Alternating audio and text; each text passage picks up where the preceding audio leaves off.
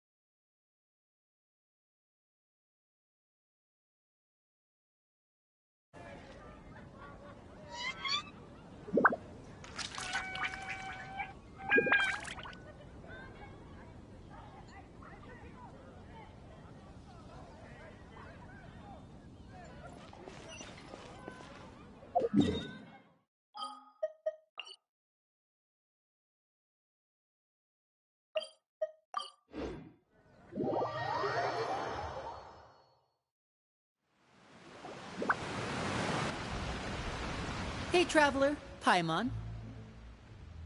Oh, Paimon knows that voice! Over here.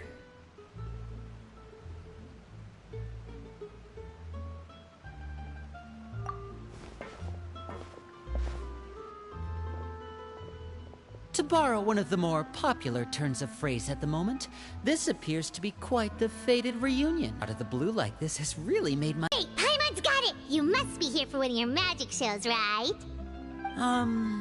Actually, we've run into a bit of trouble on the home front, so Father arranged for us to stay in Poisson for the time being. Oh, are Lynette and Fremine here too? Yep, along with most of the other members of the House of the Hearth. You may have noticed Poisson seems a bit more crowded than usual. So you're saying nearly the entire organization has moved to Poisson? Sounds like you've run into way more than just a bit of trouble. What's really going on? Well... Since the two of you are so curious, perhaps I can fill in the gaps. You scared Paimon half to death! Father, you're here. You know... on second thought, maybe we don't need to know? It's all probably super confidential House of the Hearth stuff, right? We totally weren't trying to pry or anything. No need to be nervous. I could sense your genuine concern from your conversation just now. Of course, I can also understand your confusion. Sending so many Fatui here to Poisson, it's only natural that some might suspect an ulterior motive to be involved.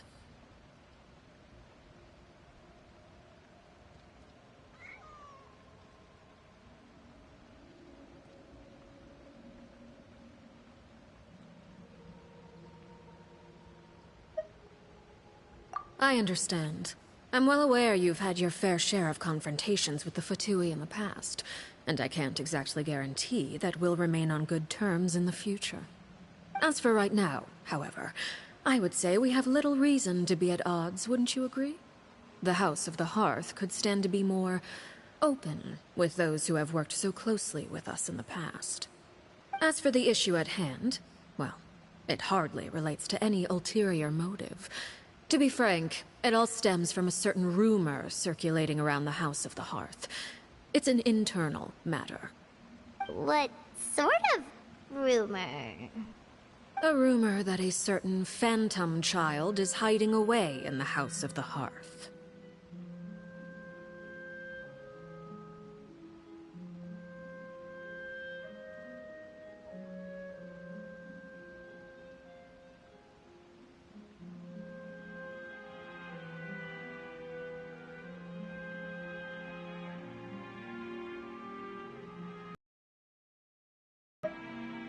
A phantom child? Ooh, just hearing the name is giving Paimon the creeps. A spirit that should have long ceased to exist is lurking in the shadows of the House of the Hearth. So I decided to bring the children to Poisson before continuing to investigate the situation. I expect I should be able to track down the spirit fairly quickly. After that, it's just a matter of resolving the situation, if you will. It shouldn't be much trouble at all. If you're curious, or if you still have some concerns, it might be advisable to stick around for a few days. I'm sure the children would be exceedingly pleased to welcome some visitors. Lenny, I'll leave you to entertain our guests. I have some matters to attend to. Of course, Father.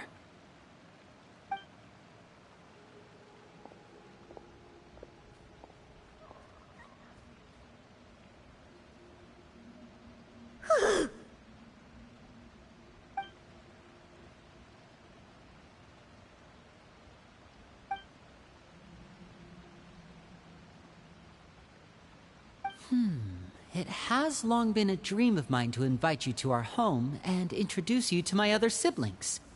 You're quite well known in the organization already. A lot of people have been talking about you, especially after everything with the prophecy. If you're willing, why don't you stay a while and have a little chat with us? Alright. We don't have anything else to do right now anyway. But let's be clear, we're just gonna be there as guests, okay? Don't get any funny... Oh, wait a second. we're your guests, that probably means we'll be treated to lots of yummy food, right? Of course. During our stay in Poisson, we've been helping out the locals with some fishing. We bring in quite the bounty every day. In fact, today's the perfect chance for me to show you what I can do in the kitchen. Let's go. I'll take you to where we're staying.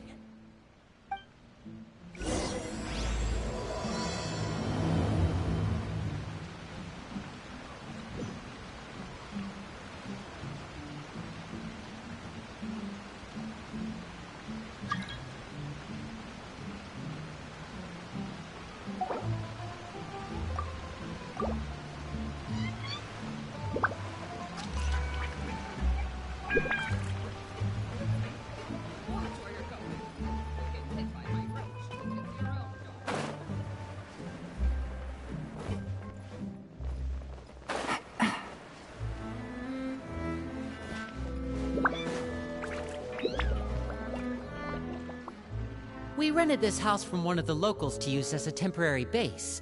I'll come back later and tidy up a bit. After that, it should be all ready for you to stay in tonight. Awesome, thanks! So, where are we off to now? Well, when I happened to run into you two earlier, I was actually in the middle of distributing some supplies. With this many people staying in Poisson, we have to bring in outside supplies every now and then. I should probably make sure the rest of these provisions get delivered. Otherwise, people might start to get antsy. Okay, we'll come with! There are all sorts of rumors about your organization floating around out there. Paimon's not sure if she could even take a wild guess as to what's true and what's not. But now that we finally have the chance to see a day in the life of the house, we can take a good look at how you operate! Well, you're more than welcome to come along. Just...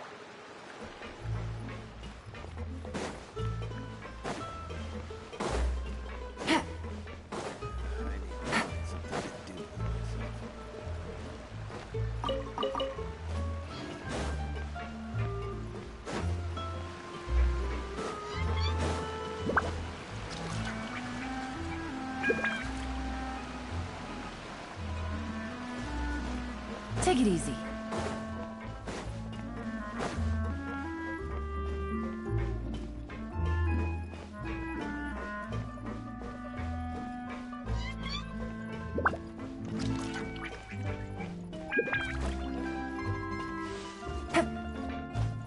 Yeah.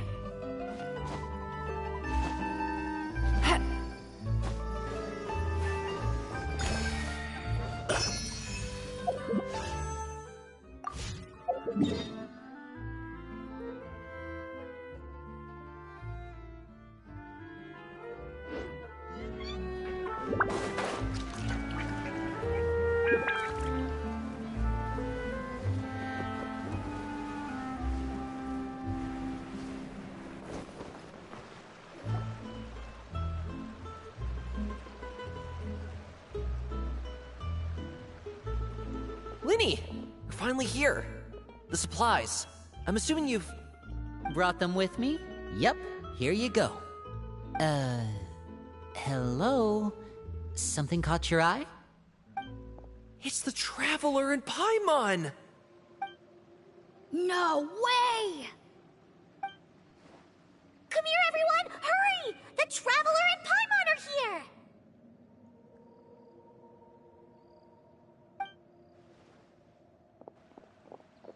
One at a time, please. Don't crowd around them all at once. We don't want to scare off our guests now, do we?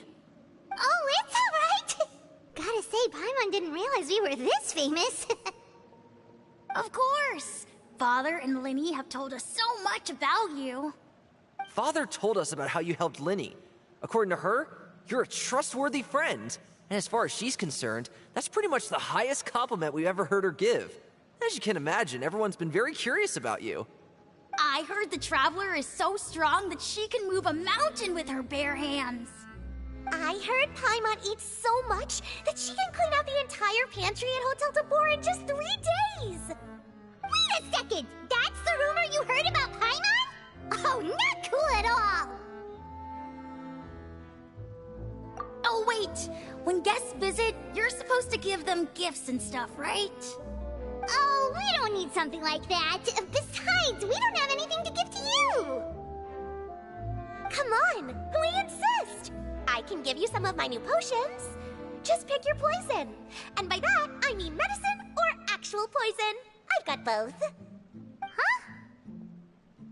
Or maybe Shaplo can teach you guys about stealth. He's super good at it. He's never been caught. Ah, now that's not a bad idea. I know you usually prefer to fight head-on, but it never hurts to expand your bag of tricks, right? When it comes to eliminating your enemies, staying quiet can go a long way. Trust me, I would know. I was poisoned not too long ago, and I'm still dealing with the after effects. So I'm not quite as good as I was before, but I can still give you some pointers. Wait, when you said gifts, Paimon didn't think you meant poison and stealth tactics. But those are the best things we can give you. You don't like them? Ooh, how about this? Tell me the name of someone who really annoys you. All right, Fold, Selwar. I think that's enough suggestions for now. When it comes to being a good host, it's the thought that counts. You don't need a physical gift to make our guests happy. In fact, pestering them with suggestion after suggestion might make them more annoyed than anything. I would say your enthusiasm has certainly gotten across. Really? Awesome! It's been so long since we've had guests to play with. If there's anything you need, just let us know.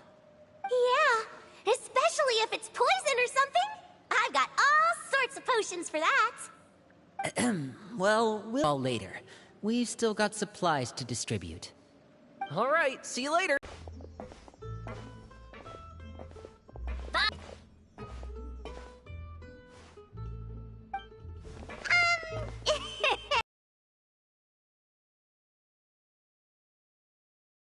Just now.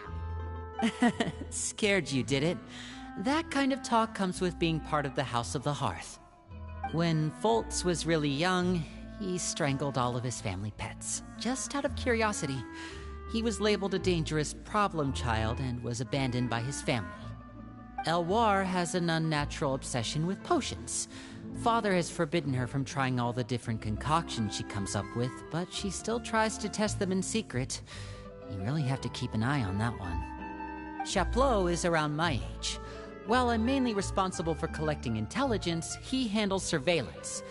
He's very passionate about his work and has no reservations about taking on some very difficult missions. I know you two probably aren't used to that kind of talk, but I can promise you they only had the best of intentions. Things like stealth tactics and developing different poisons, they really mean a lot to them. They were just trying to share the best of what they could offer, that's all.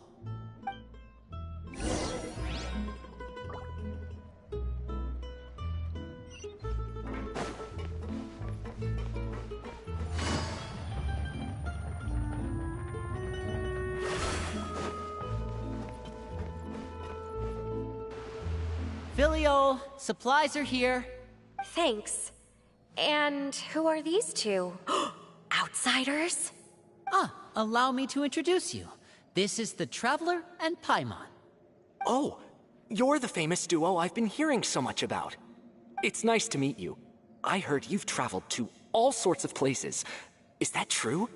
Of course! We're making our way all across to that! Oh, good for you. You must be pretty familiar with Fontaine by now, then. Have you seen the new opera that started running recently? I think it's called... The 4,000 Thieves? Oh, this is the first we've heard of it. It seems like it's going to be fantastic. From what I've been able to tell from the posters, anyway. You should definitely check it out if you have the time. Oh, and there's The Blind Maiden, too. That one is supposed to have audience interaction. Seems pretty interesting. After this mission is over, I think I'll go get a manicure. Oh, maybe I should dye my hair. Wonder how much it'll cost. Is it just Paimon, or do these two seem much easier to get along with than the others? Looks like the House of the Hearth has some normal members after all. I heard that. Oh! Oops. I'm guessing you're referring to Foltz and the others? Yeah, we're definitely not all like them. I bet those crazies are practically foaming at the mouth right now. I'm sure they just can't wait to get back to Snezhnaya to carry out the plan. That's enough, Filial. Don't talk about family members behind their back, right? Whatever. Let's go. Guess this is goodbye then. If you ever have some time, we should go see the opera together.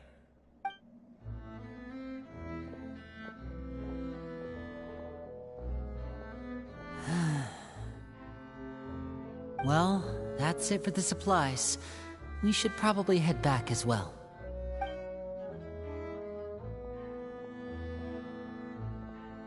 Well, they didn't seem too happy with each other. Seems like there could be something more going on here. You're right. We're only here as guests after all. Oh, Linny's getting super far ahead. Come on, let's catch up.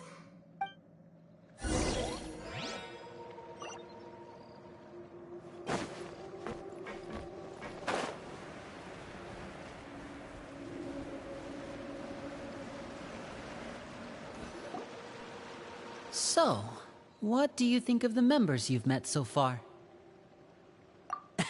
Well, Father is always encouraging us to be strong-willed and independent. So if there's one thing we've got, it's people who aren't afraid to speak their mind.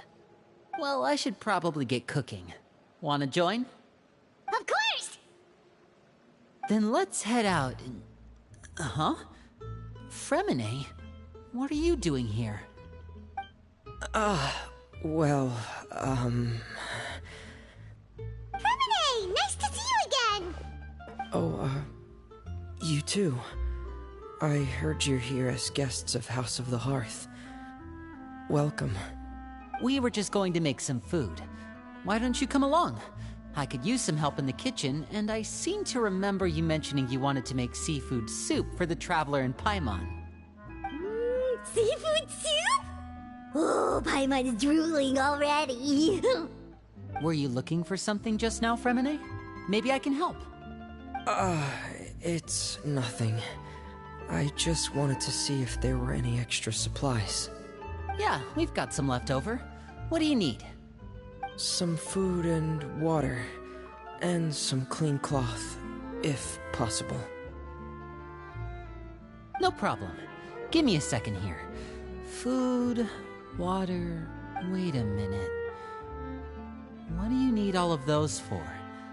You're not on any missions as far as I'm aware, and you were just going to come eat with us. So what's this all about? I thought I'd grab an extra portion because I get hungry at night. Could be because I'm growing, you know. Fremine, you remember what I told you? You're not like me. Your lying skills still... Tell me what's going on.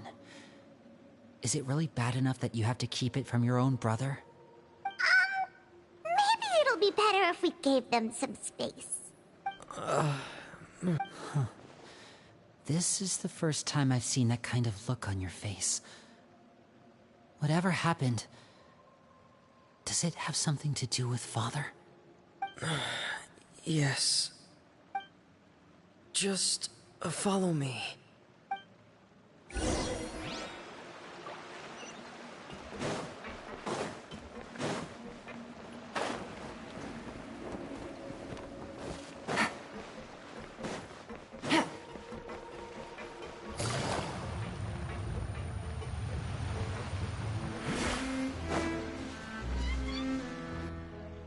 You're back! Oh, and you've brought some friends with you this time. Hello, my name's Linny. I grew up in the House of the Hearth. And you are? Hi, Linny. I'm also a child of the House of the Hearth, just like you. You can call me Clairvy. Clairvy? It's nice to meet you. Does that name ring any bells, Linny? No, not at all. That's not a name we have on our roster, I'm sure of it. What I'm not sure of, though, is how she managed to sneak in. She must be the phantom child Father's been searching for. From the looks of it, I'm guessing you were the one that found her, Fremine. You, haven't told Father, have you? No, I haven't told anyone. I've just been keeping her hidden. For how long?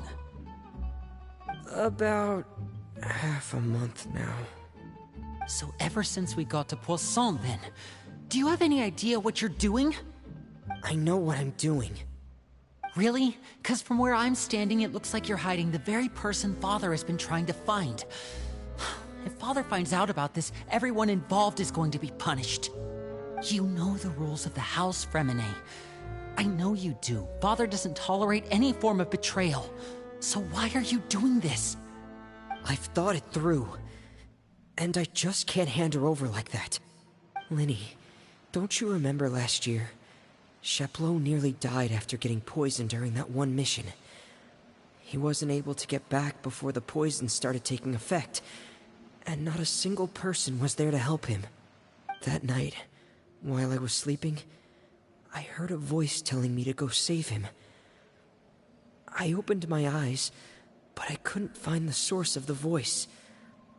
I thought maybe I was just hearing things, but I went to look for him anyway. Luckily, I got there with enough time to save his life. That feeling of being haunted, of hearing voices, it's happened many times in the House of the Hearth. I'm sure you've noticed. So what you're saying is, that was her? She was the one who spoke to you that night? Unless there are other spirits roaming around the House of the Hearth, I don't think there's any other possibility. If Clairvy were our enemy, it wouldn't matter whether she was a spirit or an actual child.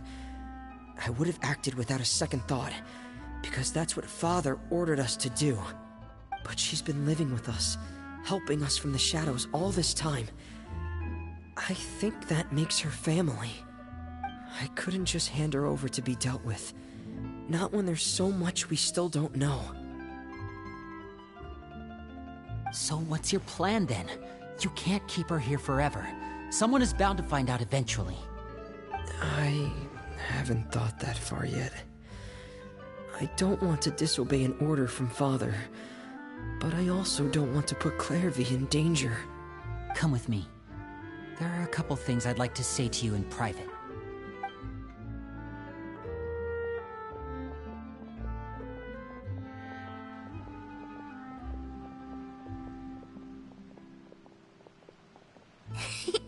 Those two sure care a lot about each other. Well, they got a funny way of showing it. From where Paimon was floating, it sure seemed like they were about to bite each other's heads off. No way! They have a really deep bond. I could tell right away, because I also have a friend like that. I just don't know how long that kind of bond can last. The darkness in the house runs deeper than you can imagine. No one can get out alive. I'm sorry, Linny. I really didn't mean to drag anyone else into this. Oh really? You didn't mean to? 'Cause I for one wish you did. Huh? What do you mean? You know, when we were younger, you didn't call me Linny. You called me brother, just like Lynette. We grew up together, the three of us. We were all orphans, all rescued by Father. Of all the siblings in the House of the Hearth, I think our bond was the closest. Later on, when you started calling me Linny, I wasn't actually surprised. After all, Lynette and I are related by blood. We've had to depend on each other to survive long before we joined the house. Linny, The darkest and most difficult moments of my life happened before you and I had ever met. I'm sure that's true for you as well. Even so, Fremine, we've stood by each other for all these years now, and to me, that means more than blood. You and Lynette are the most important people in my life. No one can replace you. So I won't let you face anything alone. Not if I can help it. Oh, looks like things are getting kinda heated between Linny and Fremine. Maybe we should go check on them. Oh, it's raining. I should put my clothes away. Hey, you two! Hope we aren't interrupting anything. Like a fight, or... Oh, wait a minute, Fremine. You're not crying, are you? Is everything alright? Everything's fine. Thanks for asking. Well, we're all friends here, right? We've been through so much together, so if there's anything we can do to help, just say the word. It's just a small family dispute. It's not something our guests should trouble themselves with. In fact, it might be better if your stay ended here. What are you getting at, Traveler? When guests are around, families are often on their best behavior. And any disputes are less likely to escalate. That's what you're trying to say, isn't it? I... just... Thank you. I was really hoping to keep you out of it. But even if I could think of some other reason to turn you away, I'm not sure I could convince you. Me too. Well, back to the matter at hand then. If we don't plan on handing Clairvy over to Father, then our only other option is to solve the mystery of her identity before Father is able to track her down. That means finding out where she came from and what she's doing here.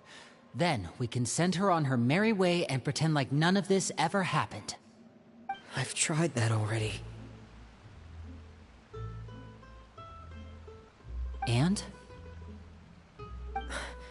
And... nothing. I tried taking her somewhere really far away, but... after some time, she just reappeared. She even came with us all the way to Poisson.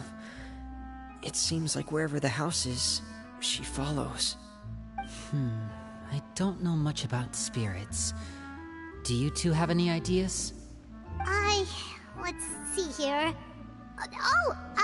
Paimon remembers hearing something like, if you fulfill a spirit's last wish before they died, they'll let go of whatever's keeping them here and return to the ley lines. Oh, it's just that Paimon doesn't really remember where she heard that, so it's not guaranteed to work or anything. Well, sounds like it's worth a shot. Guess that means we should go ask her about her wish. But first, Fremine, I need you to promise me something. What is it? I need you to promise me that this will stay between the two of us. We're the masterminds behind this whole thing. No one else gets involved. Can you do that for me? Of course. I promise. All right. Then let's seal the promise just like when we were kids. Fist bump on 3. Ready? 1, 2, 3. I swear.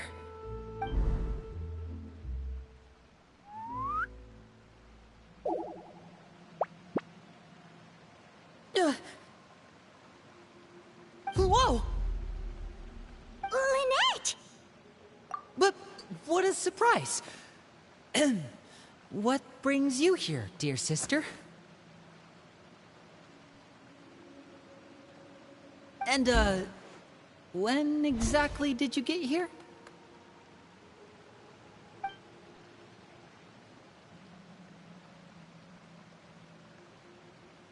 You're an idiot, brother. And you too, Fremine.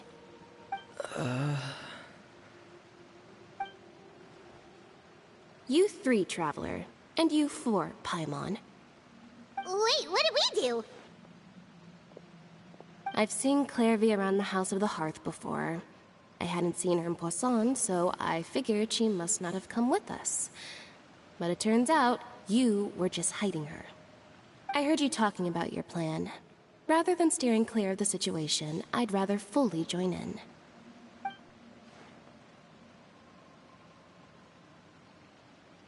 If you don't agree, I'll have no choice but to report everything back to Father. Simple as that. You're not giving us much wiggle room here, Lynette. Well, I guess we're all in this together then. After we talk to Clairvy, we'll figure out our next move. There's no time to lose. Let's go.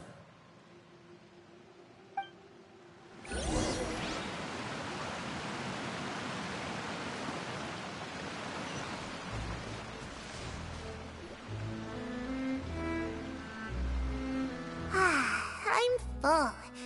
Thank you for bringing me this food, you guys. She said she's full, but the food doesn't look like it's even been touched. That's right. Based on what I've been able to observe, it doesn't seem like Clairvy can interact with the physical world at all. Still, when she's presented with food, she'll always linger around it for a good little while. Maybe, in her mind, she really is eating those things. Does she know that she has already passed away? I've tried to ask her, but she didn't answer. My guess is that she's just as confused as we are. Or maybe she couldn't understand the question at all. Clairvy, if you've got some time, I'd like to ask you a few questions. Sure.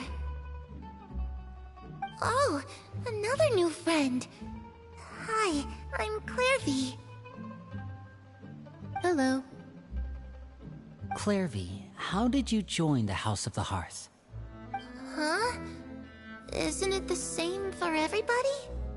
The knave brings you here and then you can't leave. It's just that your name, it's not on the roster. And I've never seen you before. The roster? Oh, I get it now. I think there might be some things you don't know about this place. The people in charge, they're not as nice as they look. They say they keep a roster, but it's not complete. There are a lot of people who aren't on it, and never will be. In this house, some people are family, and other people are just test subjects. Those kinds of people aren't ever going to get a place on the roster. Unless it's the roster of people who've been executed. Wait, does that mean the knave... She... Is there anyone that can vouch for you? Perry. She's my best friend. She's the only one I trust in this place. Have either of you heard of that name before?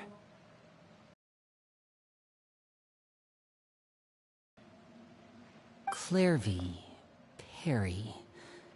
Neither of those names are on the roster. But it seems like she's telling the truth. Either that, or this kid's already got a bag of tricks bigger than mine. Maybe we should try approach. Clairvy, do you have a wish? A wish? It can be anything you want. Just imagine.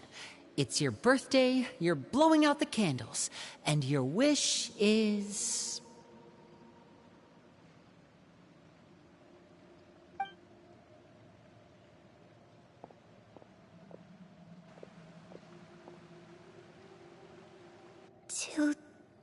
To go outside, where the sun can find me. That's... it? Well, that sounds easy enough. The darkness in the house runs deeper than you can imagine. No one can get out alive.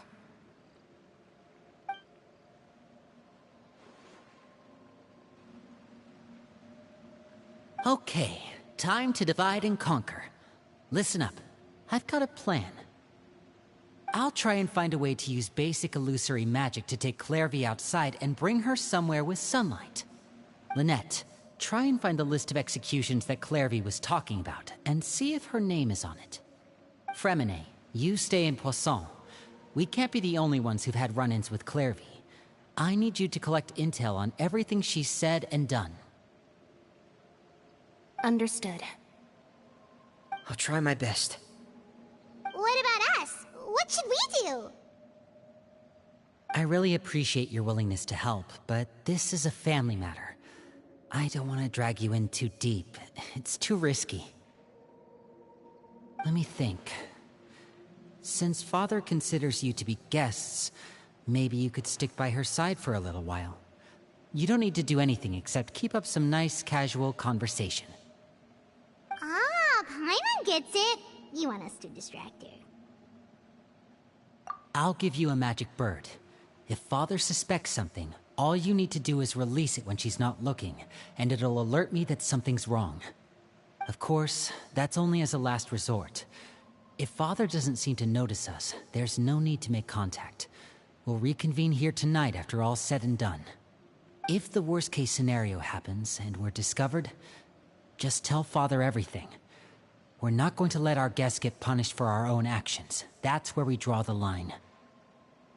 You too. Okay, this is where we part. Father should be at the beach nearby.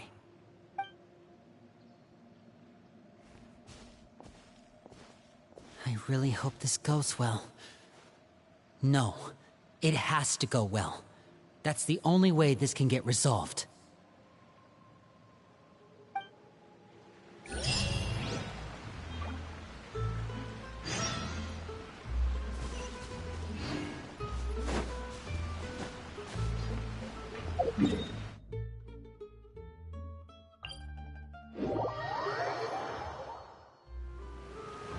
Take it easy. Hit. Hit. Hit.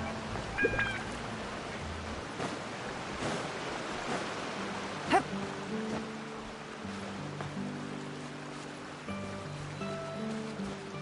Hit. Yeah.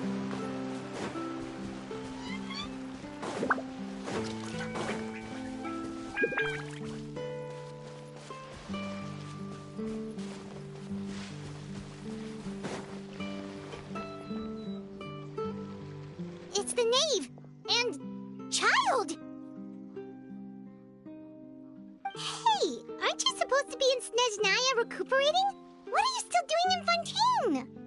Oh, it's you two. I didn't expect to run into you here. I was unconscious for quite a while after the fight in the Primordial Sea. After I woke up, I realized I was being taken back to Snezhnaya, and well, I couldn't have that now, could I? Not when I've still got unfinished business here in Fontaine.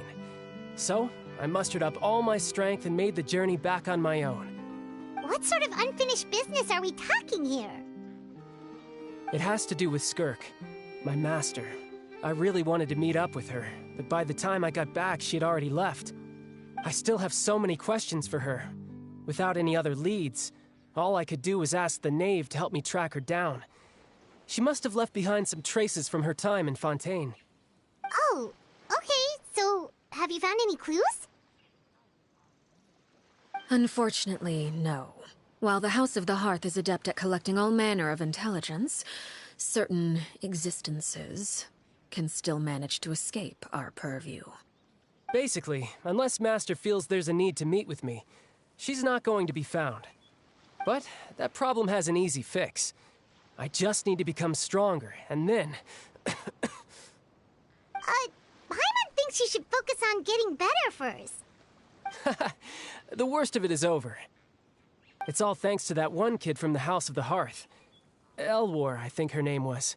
She gave me a bunch of random potions to drink. They didn't go down easy, let me tell you.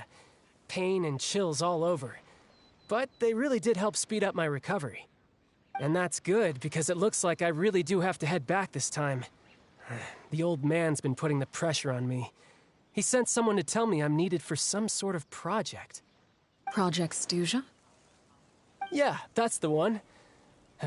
I heard Regrader's involved too. I'm not looking forward to having to listen to all his monologuing, that's for sure. Hey, maybe you could think of a way for me to stay in Fontaine for a little longer. Helping Linny and the others brush up on their fighting skills would be far more interesting. If you and I could spar, that would be even better. I've been waiting for a chance to see you go all out. And what a sweet little daydream that is.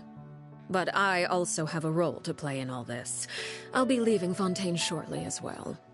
Besides, considering how little they see fit to step outside the homeland, being called on to return to Snezhnaya by such illustrious dignitaries, what a great honor. Wouldn't you agree?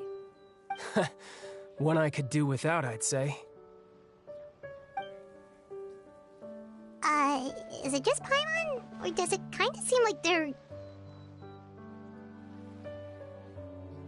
So, dear guests of the House of the Hearth, to what do I owe the visit? Well, we just... Right! We're super close to Linny and the others, but we still don't know much about you! Is that so? Introductions have already been made, have they not? Oh, well, you see? There's only so much you can learn about someone from a short introduction. At least tell us something a little extra, like... Why do you call yourself father? Huh, good question. I'd also like to know. The fact that you have to ask tells me our intelligence work has been quite successful. Telling you the answer to that question would only serve to undermine that success. And we can't have that, now can we? Spoken like a true diplomat. That was some expert sidestepping right there. Well, if there's nothing else, I think I'll take my leave. I still have a small matter to resolve at home. Wait, don't go!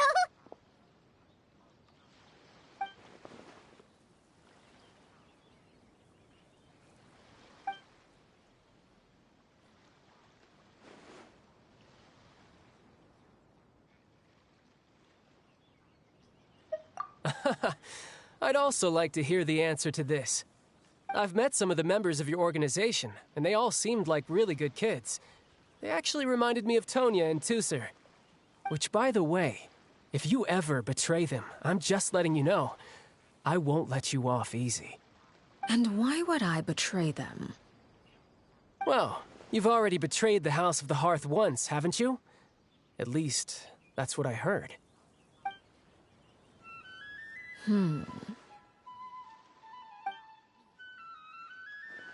Okay, I admit. That's just what the old man told me. The rooster, I mean.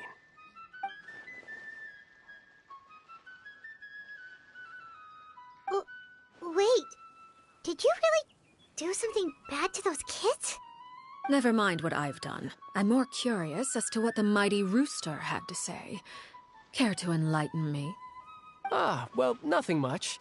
Just some stuff about you taking out many other members of the House of the Hearth, and even going so far to attack your own family. I see. Oh, based on your reaction, I'm guessing it's all a bunch of lies. Hardly. I don't appreciate his particular turns of phrase, but I suppose he didn't say anything untrue. Although, it would be more accurate to say that there is a certain level of prejudice involved, but I don't intend to clear that up just yet. Prejudice has a funny way of concealing the real truth behind certain things, an attribute that I find to be quite advantageous. Call yourself a Fontanian, for example, and people will assume all sorts of things, when the real truth is that this is simply the land where I was raised. Huh? You're not actually from Fontaine? But then why did you try to help out with the prophecy and everything? I was trying to protect the children born in Fontaine. Claiming that I myself was a Fontanian simply made it easier to operate. People would hardly suspect a fellow Fontanian of having any ulterior motives. Who wouldn't want to save their homeland, after all? The primordial sea wouldn't have any effect on me, but it would have caused great harm to the House of the Hearth. Well, you wanted extra information, didn't you? There you go.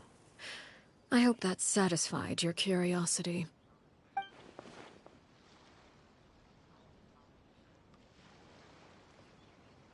So, you stayed in Fontaine for the kids. I guess I was wrong to believe you'd betray them. Apologies. Looks like I was holding on to some prejudices myself. Good. Like I said, I like it when others have misconceptions of me. Actually, while I was recuperating at the House of the Hearth, there was something else that really caught my attention. I heard that members always resolve disputes and arguments with a friendly spar, and the loser has to back down. Seems pretty cool if you ask me. Would also give them plenty of opportunities to hone their skills. Well, that's only a recent development. In the past, such spars weren't nearly so friendly. The losing party would lose everything, including their life. They were that high stakes? Whew, at least that's not a thing anymore. Well, the current atmosphere's not half bad. I'm a bit jealous, actually. You've got so many family members around you, and you even get to live with them. Having a lot of family around means dealing with a considerable amount of bickering and scheming. Once Tonya and Tusser enter their rebellious phase, I'm sure you'll understand. Just imagine. Tusser becomes obsessed with plucking out strands from the rooster's mustache, or Tonya decides to dye her hair 42 different colors. Okay. I get the picture.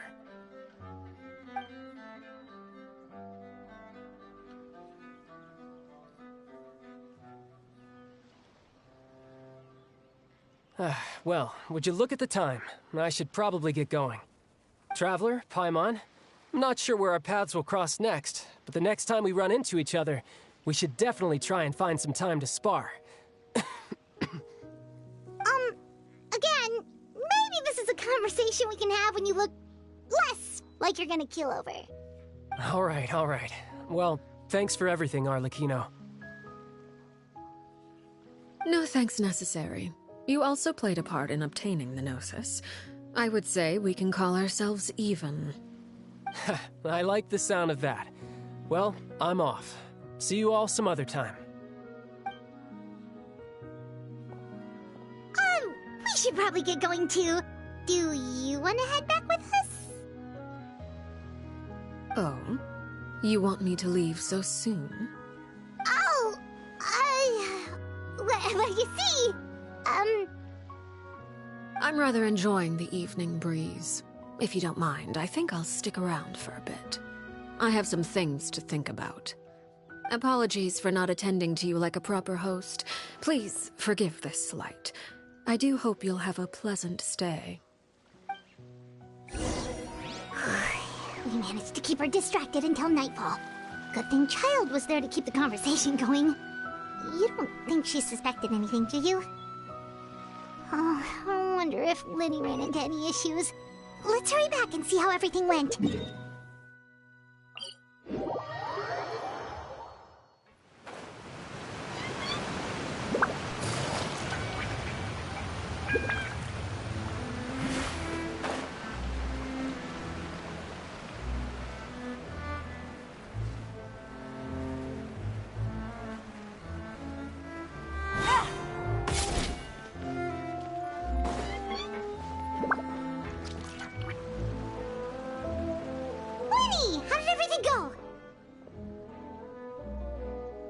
Well, long story short, we ran into a small issue. Clairvy can't go into the sunlight. Everything was fine at first. She followed me up to the surface just like I told her.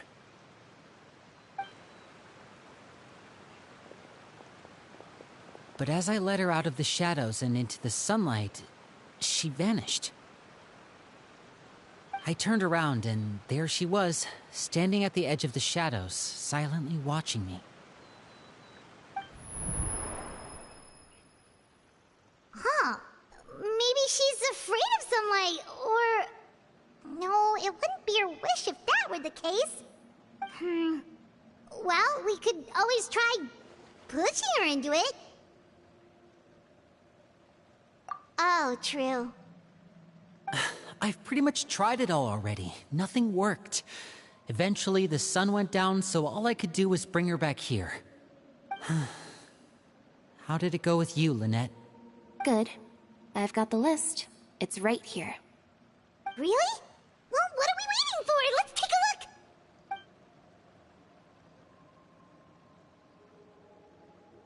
Oh, that's a lot of pages. Oh, it's gonna take forever to get through it all. We can each take a section. Here. La Pouillade, L'Endroit, Chambel, Or rare?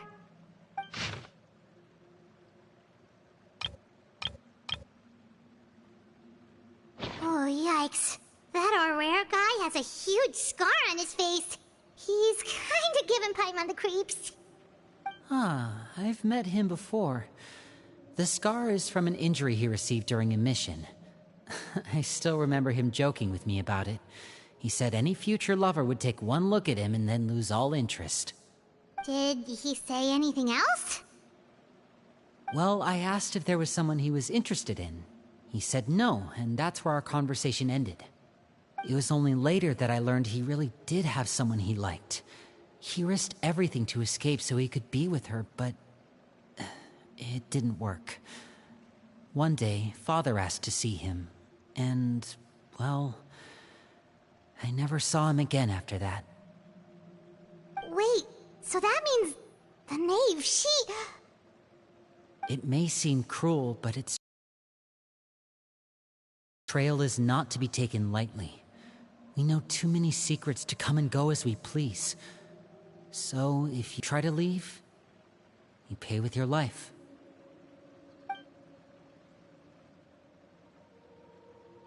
Her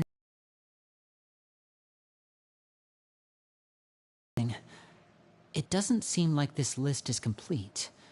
It only contains records dating back around 5 years. Let's shift our attention then.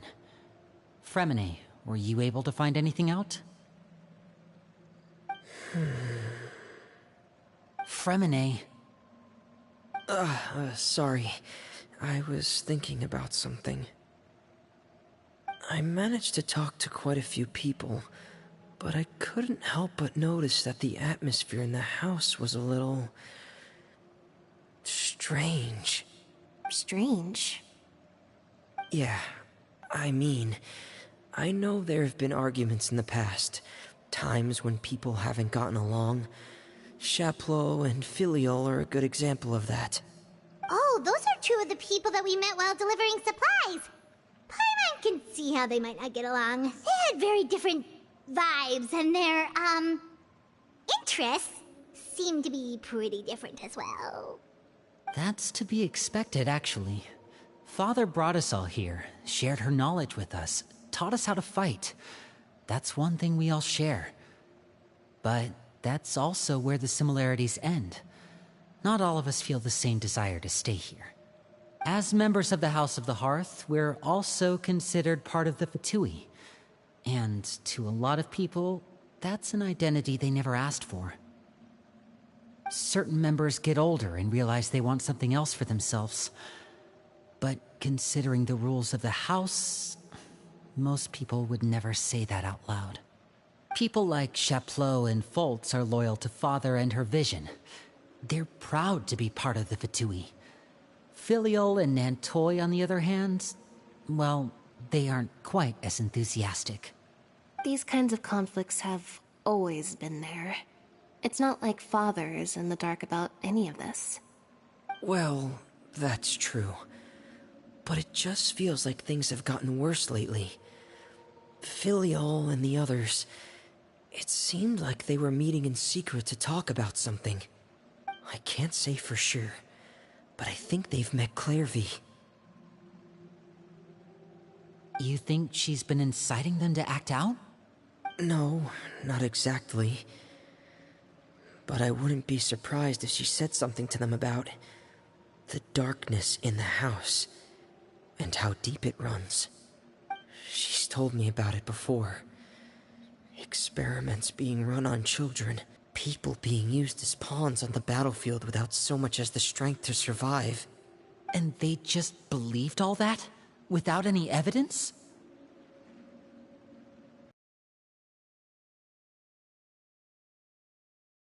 Whether they actually believe them to be true is secondary. This is all because of Project Stuja, isn't it? Whoa. Hold on a second. What's this Project Stuja all about, huh? This is the second time it's come up now. Sorry, but I'm not sure of the details either. I only know what Father has told us, which is that it's something the Rooster and Regrader have been working on together. Apparently, it has to do with the Fatui's strategic plan for the future.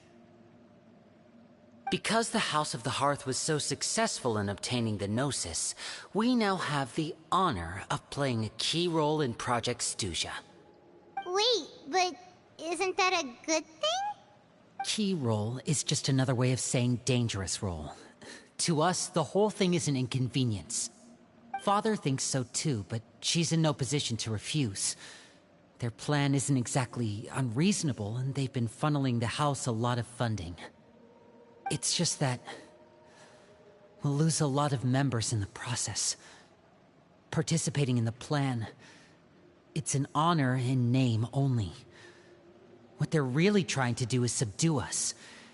The existence of an intelligence organization outside their control makes them feel uneasy.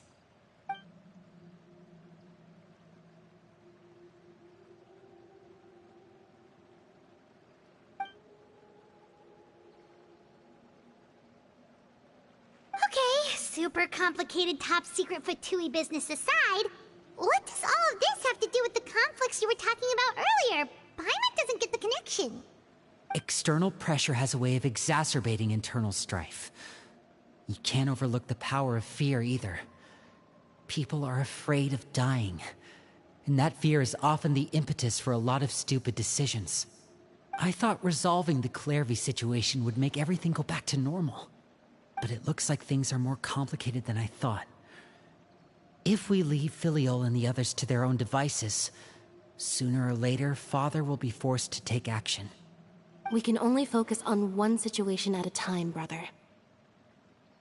You're right. Even if we confront Filiol and the others, it won't do any good. It might even make matters worse. We should focus on Clairvy for now. Well, it's getting late. We should head back and get some rest. We'll try again first thing tomorrow. Lynette, you stick with me this time. Fremine, keep a close eye on Filiol and the others. Make sure they don't do anything they'll regret. Good work today, everyone. Have a good night, and I'll see you tomorrow.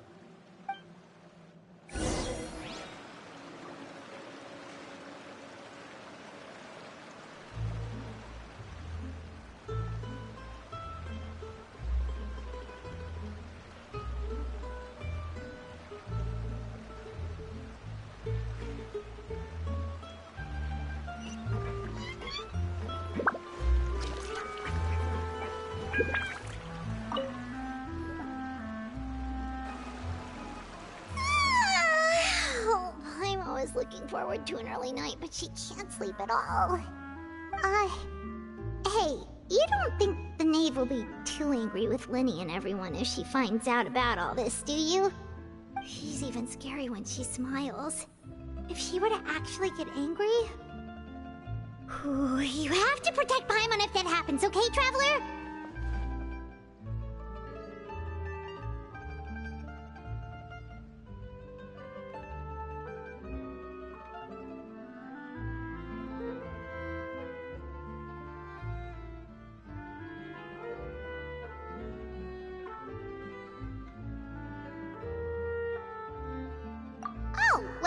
In that case, we should just plan on running away. We'll grab Linny and the others and we can make a break for it as fast as we can. Look! Look over there!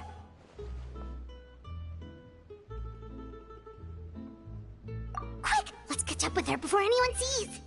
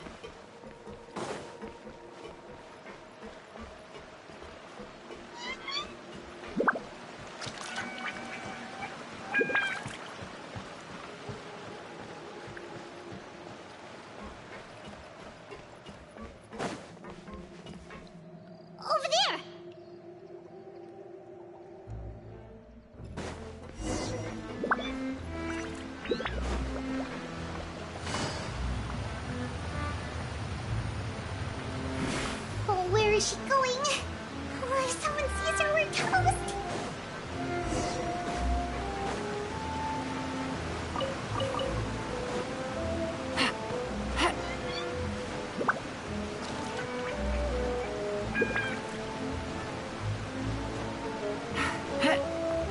Oh, look! She stopped!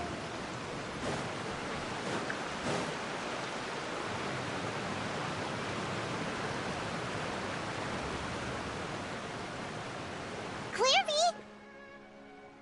Shh. I opened the window while no one was looking. Look how pretty the outside is.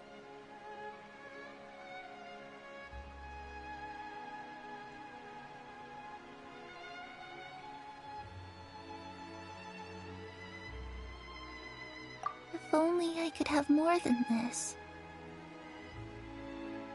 You probably think I'm being silly, huh? All this hopeless resisting? It's better to dream of what I could have than try to make it a reality, right? Please, help us get on the same page here, Clary. We need you to tell us what you know. Can you do that? Sure. Although, after you hear all this, I think you might regret that decision. Everyone in this family is nothing more than a tool. Something to be used and exploited. We're all expendable. Including me. As long as you're useful, you get to stick around. Lose your value, and you're handed over to the doctor, experimented on, and given a fate worse than death. I've seen it happen again and again, and I've had enough. You're saying the knave did all that? It's just, that doesn't seem like something she would do. She's scary and all, but it seems like even she has lines she wouldn't cross. I knew you wouldn't believe me. Everyone thinks she's a good person. They all think of her like a real mother. Mother? But she doesn't deserve that title. She's disgraced it and tarnished it. And if I had things my way, I'd never see her again. If only Perry were here, she'd understand. Perry? There's that name again. Also, Paimon's getting a strange feeling. It almost feels like she's not really here with us. Paimon can't tell if she's actually talking to us or if she's mistaken us for someone else. Well, in any case, it seems like she really needs someone to talk to. We should keep her company for a little longer. She looks so young. But it seems like she's been through a lot. It's getting windy. I should close the window. Ooh, look at the moon. Isn't it pretty?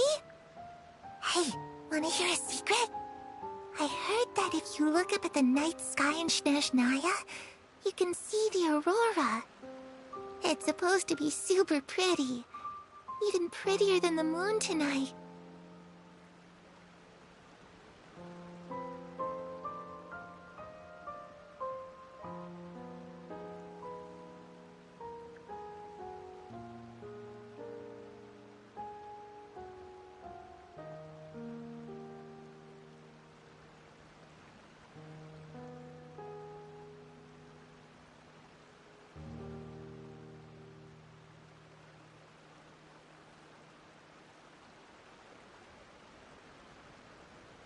Perry and I promised each other that once we're older, we're gonna go see it together. But I can't find her. I'm worried she's also been... No, that wouldn't happen to her. She's special. Mother likes her a lot. I should really go talk to Mother, but we just fought. She doesn't want to see me, and I'm too scared to face her. What should I do?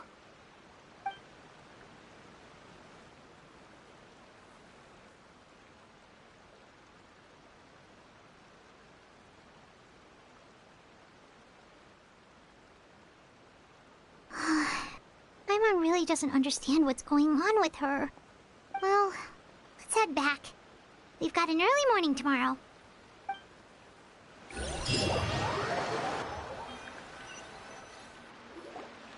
All right, looks like we're all here. Let's go ahead with the plan.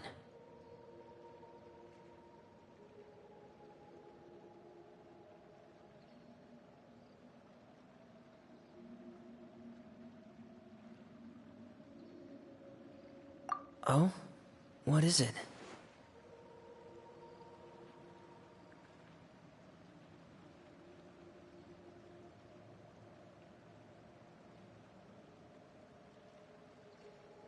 What makes you ask that? Well, we kinda ran into Clairvy last night, and that's what she told us.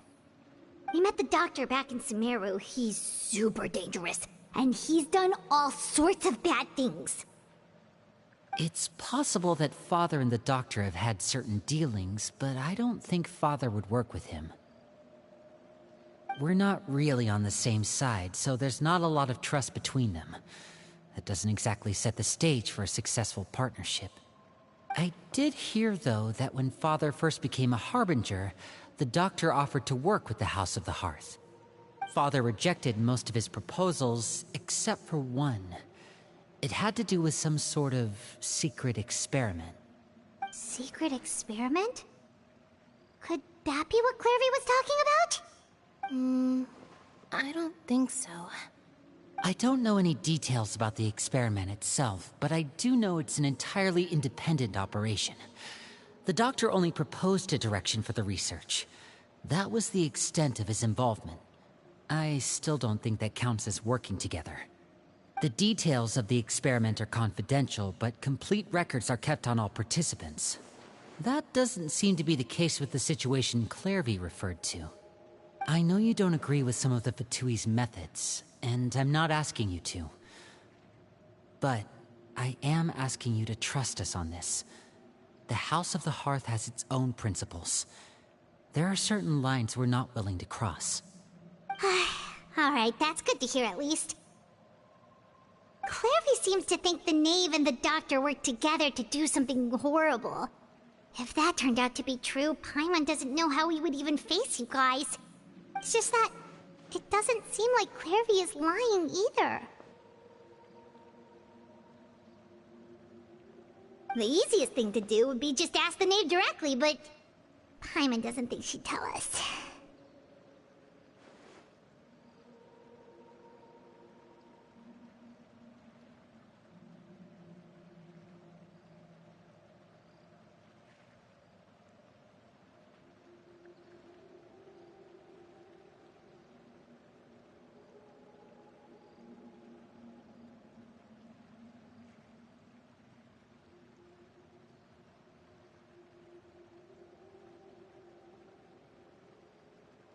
Father didn't come back last night. She's probably still near the shore.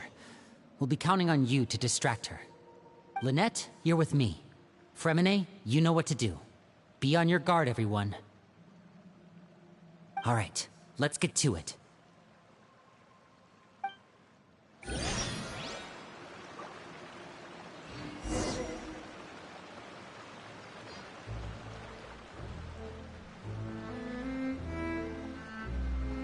I got a new letter from an informant.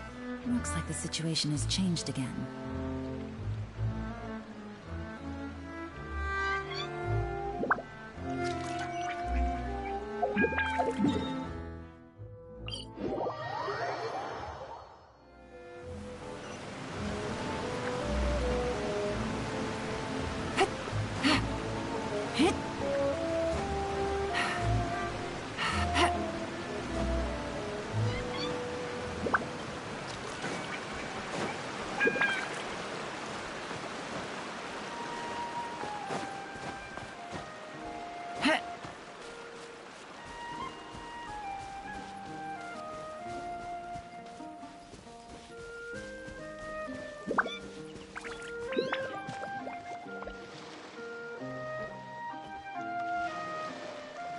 Ah, it's you two again.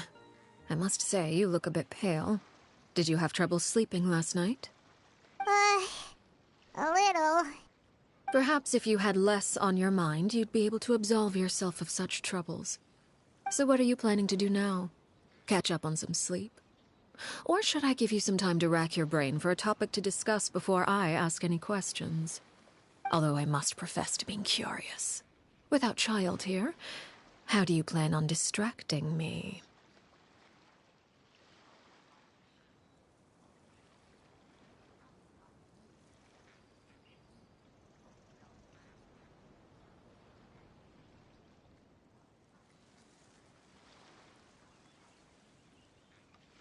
Us? Distract you? Good one.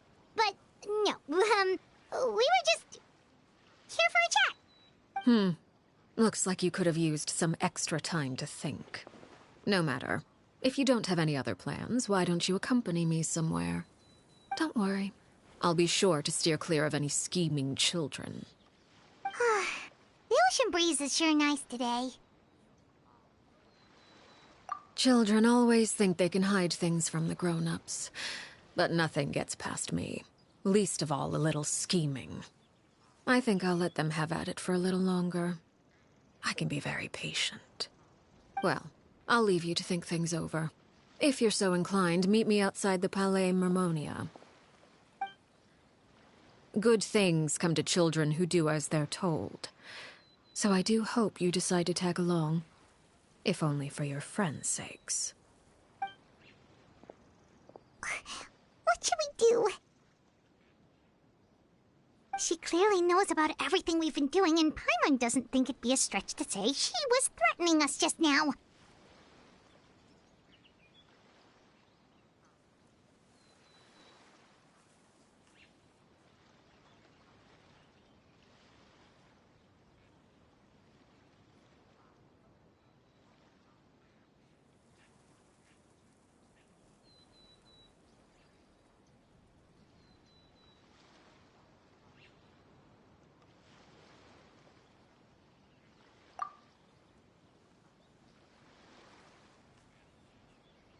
Good idea. Hopefully he sees it in time. Well, we should probably head to the Palais Mermonia. Paimon doesn't want to find out what happens if we don't show up. Based on what the knave was saying just now, it sure didn't seem like it'd be anything good.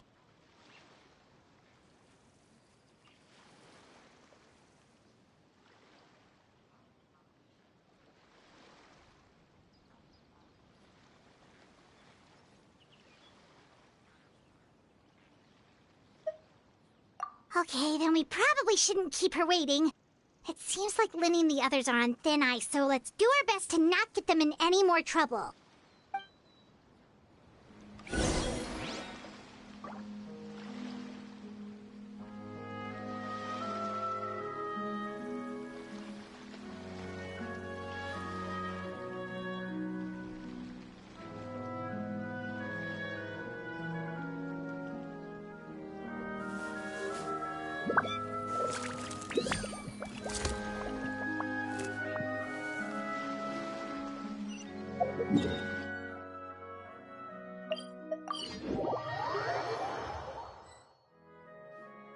Seeing as we still have some time before my meeting, we might as well enjoy some pleasant conversation while we wait.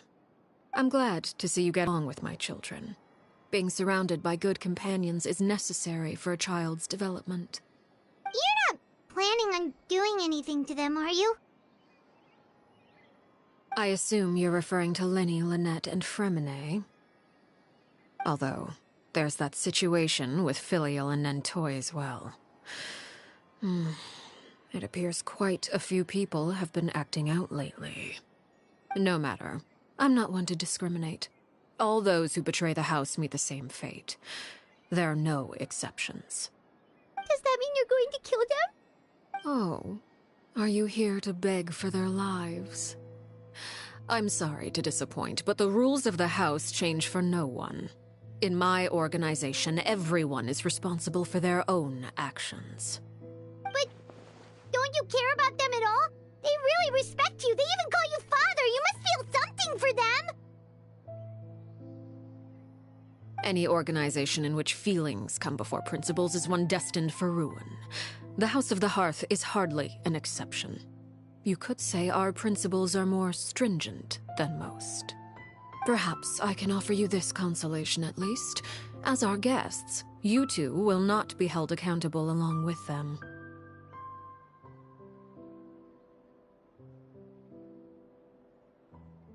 I would imagine Linny, Lynette, and Fremine will be able to keep their lives. As for Filion and Toy and the others, I'm afraid there's little I can do. They can try to escape, but once you know our secrets, there's no getting out alive.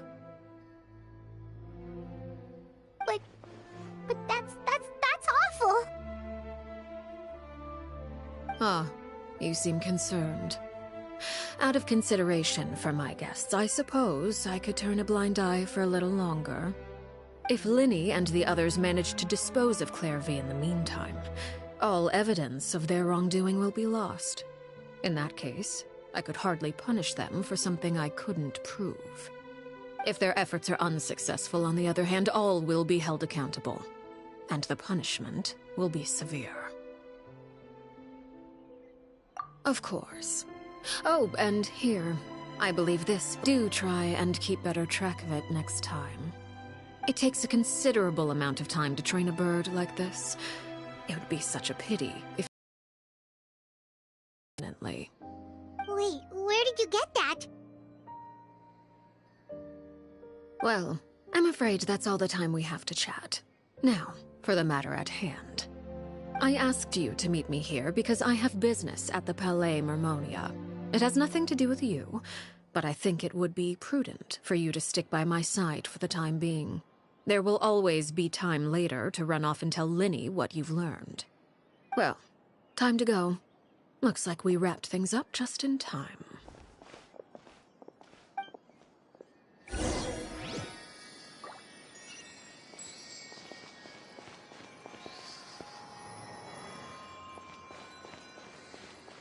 Take it easy.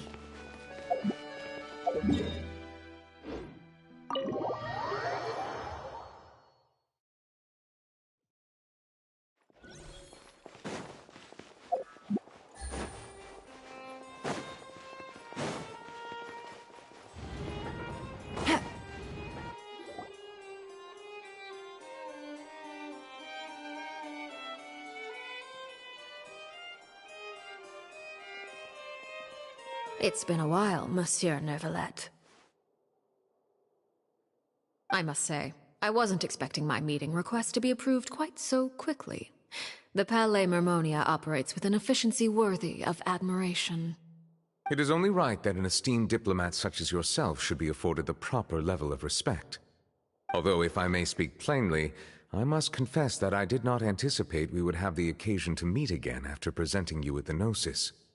I see you brought the Traveler and Paimon with you as well. If I may inquire as to the purpose of your visit.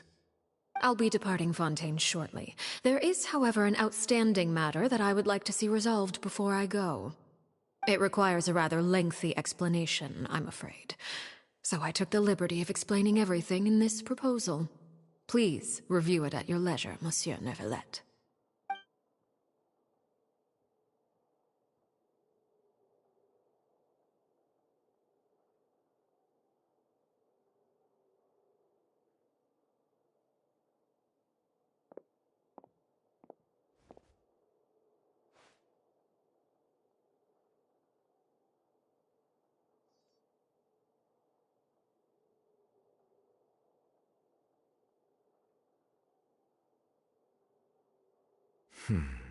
I understand your request. However, at the risk of causing offense, I must admit that I fail to see why you would wish for such a thing. I heard you have a certain fondness for water tasting, Monsieur Neuvillette, so allow me to use water as an analogy. A family is like a large body of water with countless rivers flowing in and out. As someone who watches over this system, I would hope that each river that flows from the source will eventually reach the ocean.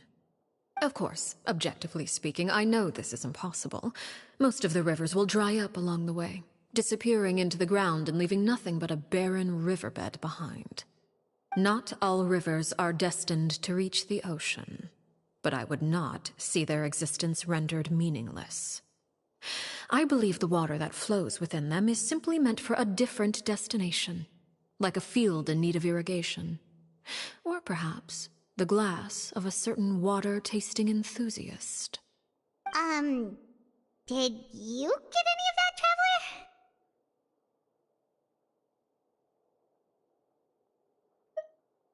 Your words paint an optimistic picture indeed. Allow me to remind you, however, few among us are willing to sip from a glass filled with tainted water. It may have been tainted at one point in time, but not to worry. I'll make sure it's drained of all impurities and returned to its cleanest form.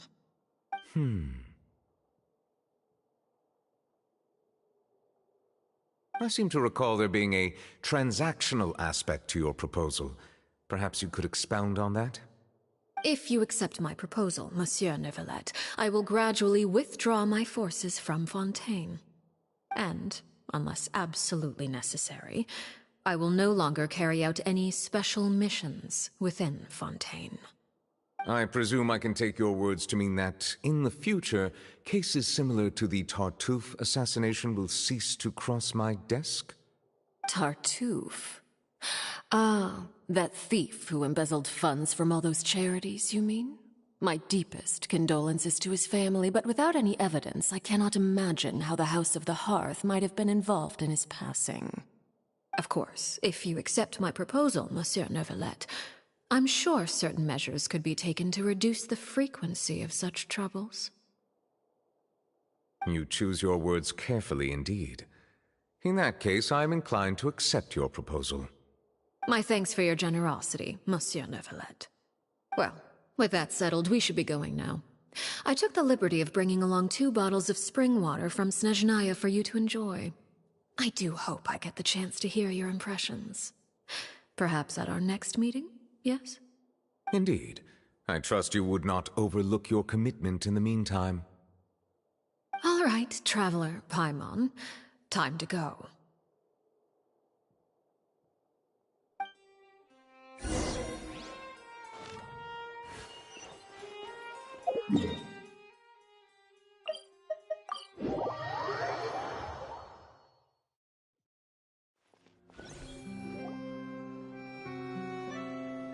So, what exactly were you talking about back there?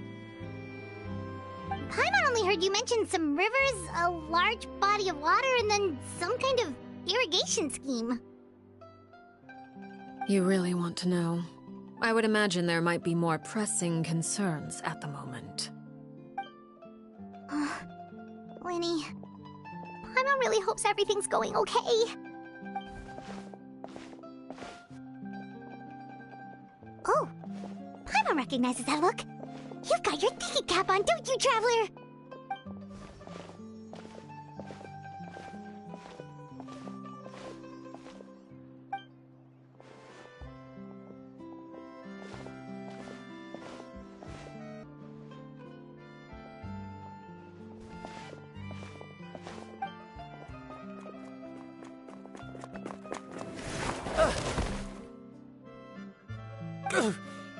Oh, shoot. Are you alright? Oh, jeez. I'm so sorry. I was so focused on selling these papers, I wasn't looking where I was going.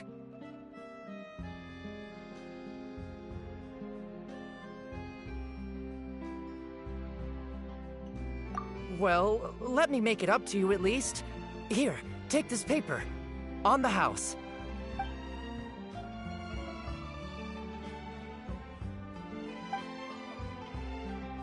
Oh, you don't have to give us anything. Please, I want to. It's not like I'm short on supply.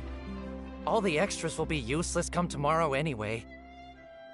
It's my fault, really. I was just trying to bring home some extra mora for the family, but I bit off more than I can chew. I haven't had many takers today, so I'm still swimming in papers. What's going on here? Nothing much. I just ran into your friend here on accident. I should probably get going, actually, so... Hold on. Of course, I'm happy to compensate you with mora, it's just... I don't have any on me at the moment. I'll take 3 papers. Here.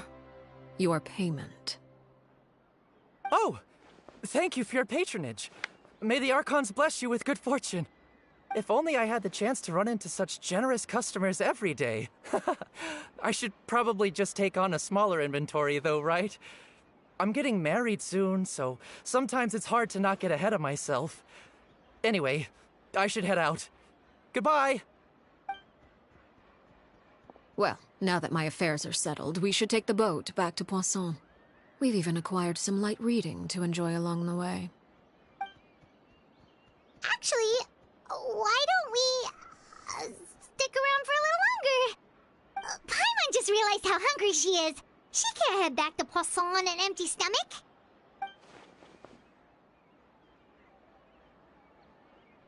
It appears you two are under the impression that delaying our return will somehow alter the situation in your favor. I'm sorry to ruin your fantasy, but your efforts are meaningless. That being said, I could be persuaded to give Linny some extra time. I just have one condition. If you agree to my request, I'll even answer some of your questions. You're quite curious about Clairvy, are you not? And my relationship to her. Wait, why are you being so generous all of a sudden? You're not gonna ask us to do something bad, are you? You overestimate yourself. You don't have the talent for bad things. Then what can you possibly... The most important consideration in a negotiation is that both sides receive something they want. Demands and threats only get you so far.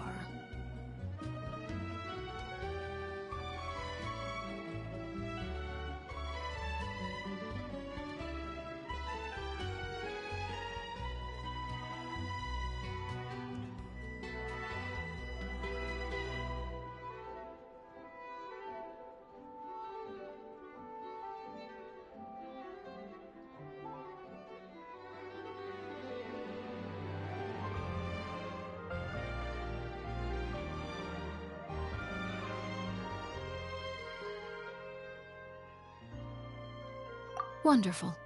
Here it is. When the time comes, make the choice that you deem most appropriate in the situation, and lend your help to the House of the Hearth. Okay, sounds normal enough. But what do you mean, when the time comes? When is that supposed to be? That is for you to decide. Then we have a deal. Follow me.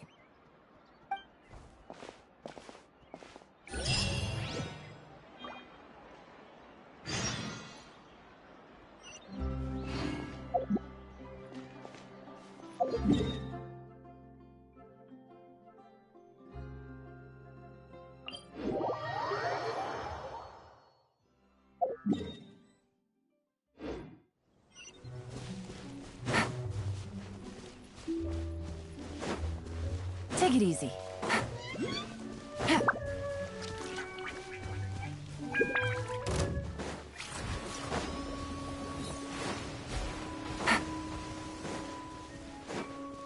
Take it easy.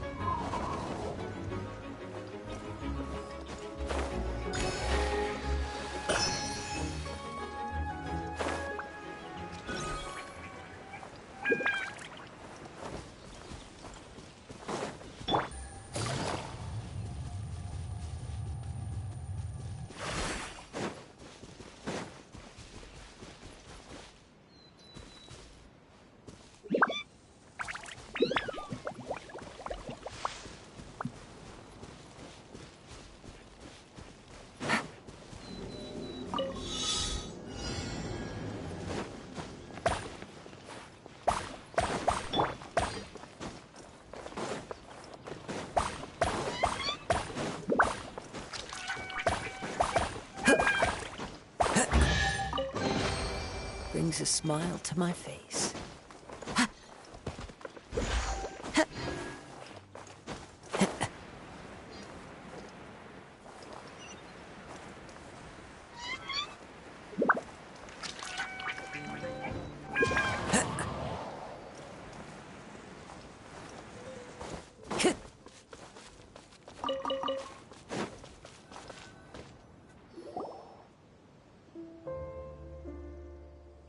What is this place?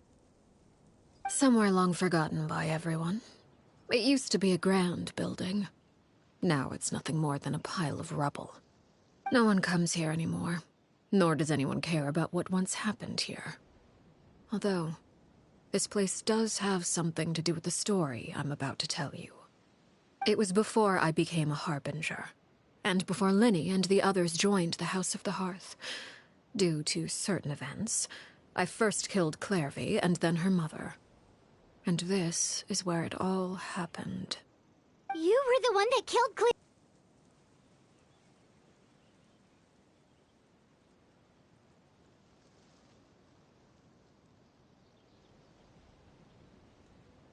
Patience now. Allow me to explain Clairvy's side of the story first. I'll start from the beginning. Clairvy was 6 years old when she was brought by her mother, Crucibina, to live in the House of the Hearth. From the outside, it seemed like a fairy tale. A thriving family made up of kind adults and friendly children. Crucibina was the knave at that time, and the House of the Hearth was under her control. She was Clairvy's mother by blood, but she was also the mother to all the children in the house. Clairvy was happy here, for a time. But she quickly realized that being part of this family wasn't a fairy tale at all. Of purgatory. Purgatory? Exactly. The House of the Hearth takes in war orphans from all over Tevat. But as for how to raise them, that depends entirely on the person in charge. Crucibina came up with a novel idea. She would teach the children to fight, force them to duel each other, and then crown as the king of the house the child who proved themselves most worthy of inheriting her title. It's difficult to estimate the number of children who died or were maimed in the process. There's little I can say about the ones who died. The ones that emerged with permanent injuries, on the other hand, well, they still served a purpose. They would be handed over to the doctor to be experimented on, or sent away on dangerous missions. Nothing more than tools to be used and then discarded. So those were the experiments Clairvy was talking about. But what actually happened to her? You said that Clairvy was Crucibina's daughter, so if Clairvy tried to convince her to stop what she was doing, Crucibina probably would have listened, right? Despite being Clairvy's mother, Crucibina cared little for her daughter. She forced Clairvy to join the House of the Hearth only as a means to demonstrate her own impartiality as a mother. She treated all her children equally. Clairvy did try to convince her mother to change her ways, but it was to no avail. After her efforts failed, the only other option was to rise up and try to fight back. Unfortunately, the other children had already been thoroughly indoctrinated into the illusion of happiness Crucibina had created. Of course, there was one exception. Someone Clairvy's age who knew the truth about the House of the Hearth. Her name was Peruere. Wait, the friend that Clairvy mentioned? Friend, huh? I suppose we can call her that for now. Clairvy was a cheerful and passionate person with a tenacious spirit. Peruere, on the other hand, was rather cold-blooded. Her cold-blooded nature allowed her to see through Crucibina's facade. Yet, it was also this cold-bloodedness that prevented her from acting against it. At least at first.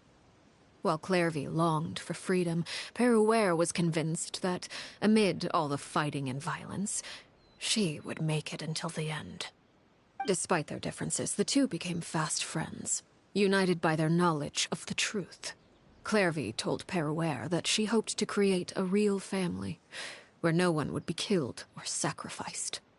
There may have been a certain naivete to her ideas, but Clairvy proved her determination many times over. She tried countless times to run away, ask for help, or expose the truth. But her efforts only earned her beating after beating. The only thing that kept her going was her strength of will. Even with her body racked with pain, she would still stand on her tiptoes and open the window at night. She and Perouer would look out at the moon together, a fierce longing for freedom shining in her eyes. But one day that light simply vanished. Oh no. What happened? Her hopelessness resulted from a culmination of things. 10 years had passed. 10 years worth of failure after failure. She and Perouer weren't children anymore, but finding any chance to escape still seemed as hopeless as ever. It was during this time that Perouer suggested a new plan. If escaping was out of the question, why not take down the very person sitting on top of this throne of lies? Mother herself. Clairvy rejected that proposal. She claimed that, as a famous harbinger, Crucibina possessed an unimaginable amount of power. Trying to kill her would have an incredibly low chance of success. Clairvy never gave another reason, but Perouer could see it written all over her face. Clairvy still thought of Crucibina as her mother. Killing her own flesh and blood was a line she couldn't bring herself to cross. If she couldn't escape and fight back, then only one option remained.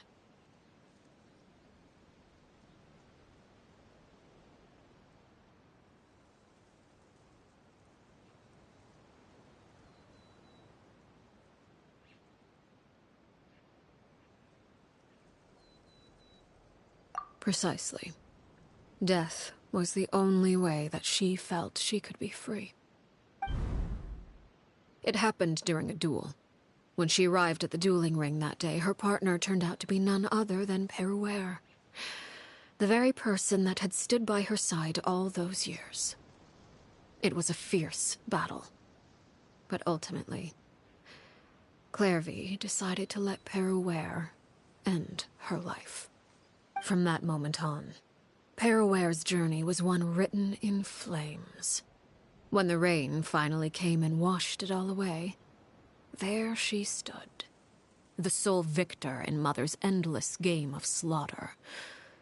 A trail of corpses strewn across her path to success. It was the very result she had predicted 10 years prior.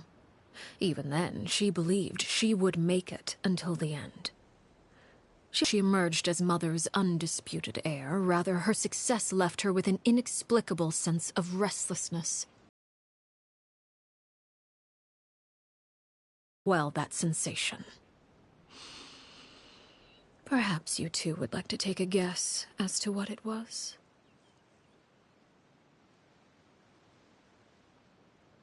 Crucibina, you mean? But... Correct. This is the place where Perouer killed her best friend. A mere year later, this is also the place where she fought tooth and nail to kill the mother they shared. The moment she acted, any conception of what was right or wrong ceased to matter. It's one of the principles of the house. Only those who survive get to write the rules. Perouer won the battle, and became a harbinger herself. After which Her Majesty, the Tsaritsa, bestowed upon her a new name. Arlecchino. So the Perry Clairvy was talking about... It was you all along. You're Perouer. Arlecchino is just a name you got later.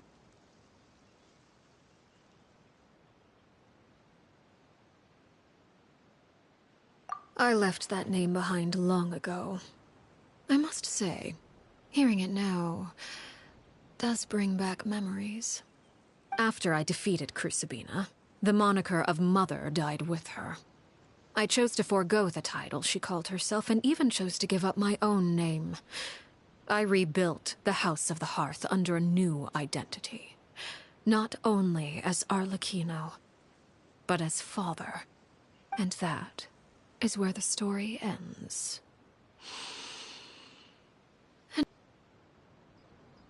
Yeah.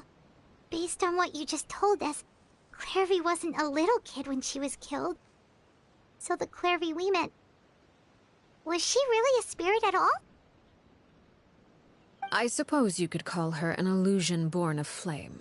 Her existence is like ashes to a fire. Something left over in the wake of blaze and ruin. You see, a certain power runs through my veins. It's not unlike a curse. My flames leave behind shadows of anything they consume. Of course, the chances of those shadows morphing into a sentient entity are exceedingly slim. Clairvy is a very special case.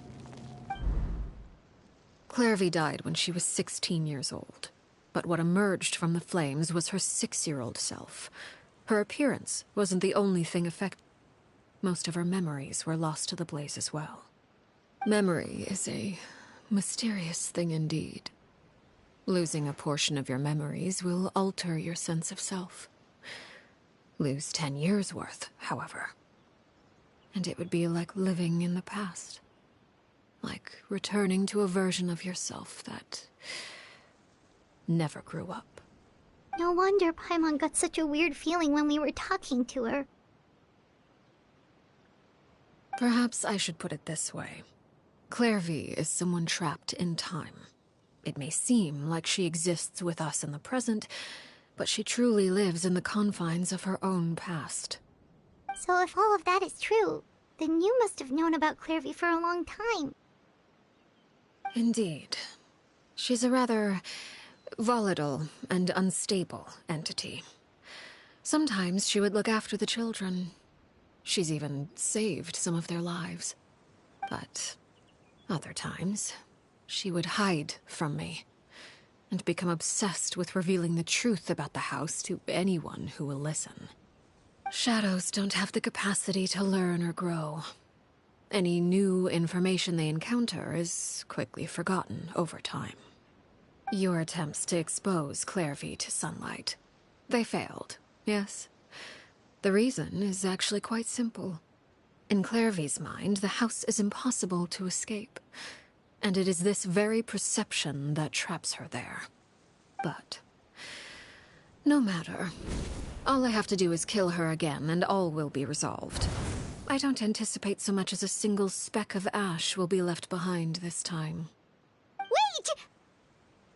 Paimon can understand why you might want her gone, but isn't there another way? So what if she's trapped in her 6-year-old self? She's still your friend! At least talk to her first! It's too late for that. She broke the rules, and now she must be punished. That goes for Filial and Nantoy as well. She's had quite the effect on them.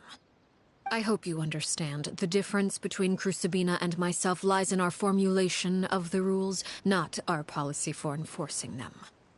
Upholding the rules without question is a trait we both share, because that is how a household should be run. Is this really what you want to do?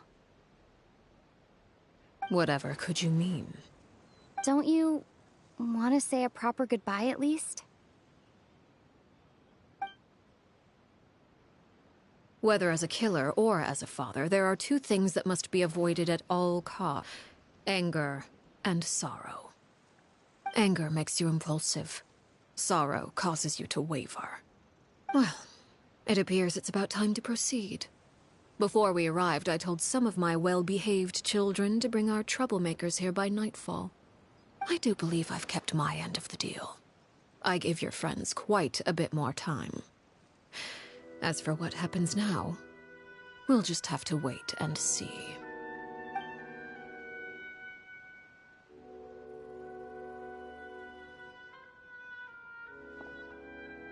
Here they are, Father. You gonna execute him? Seeing something like that would actually be a first for me. Lenny! I'm sorry. I heard about how you helped buy us more time, but I still failed. I couldn't find a way to fulfill her wish. Huh? Are you... Perry? Indeed, it's been a while, Clairvy. Harry! Stay right there. I'm sorry to postpone our reunion, but first, I believe certain scores need settling.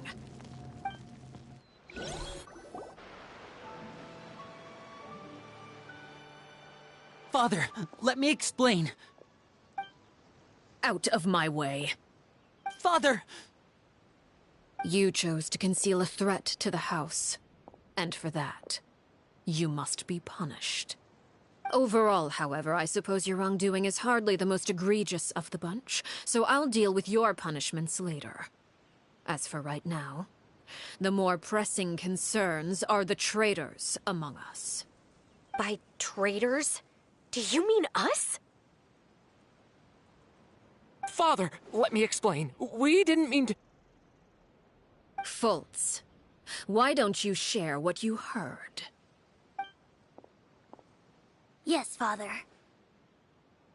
Secret Midnight Meeting number 3. Participants, Filial, Nantoy, Sato, Toddy. Nantoy clearly said, if only Father wasn't the one who took us in. Sato added, I'm sick of this life. I just want to live as a normal person. Filial was the worst of them all. She called us crazies and said a bunch of mean things about Father. I did not! You're lying! Fultz is trying to frame us! It's not like I'm the only one who heard those things. After that, you and Toddy and a bunch of other people started talking about Clairvy. You were using all those things Clairvy brought up as an excuse to question Father. We're birds locked in a cage. The only way out is to destroy it. That's what you said, wasn't it? You little...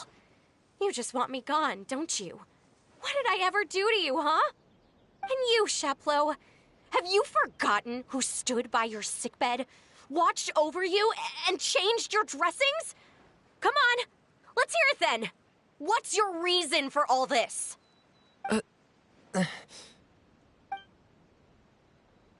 You're wrong, Filial. We don't want you to die. You're our family. Liar. You wouldn't be doing this if that were the case. Hey, why have you backed us into a corner?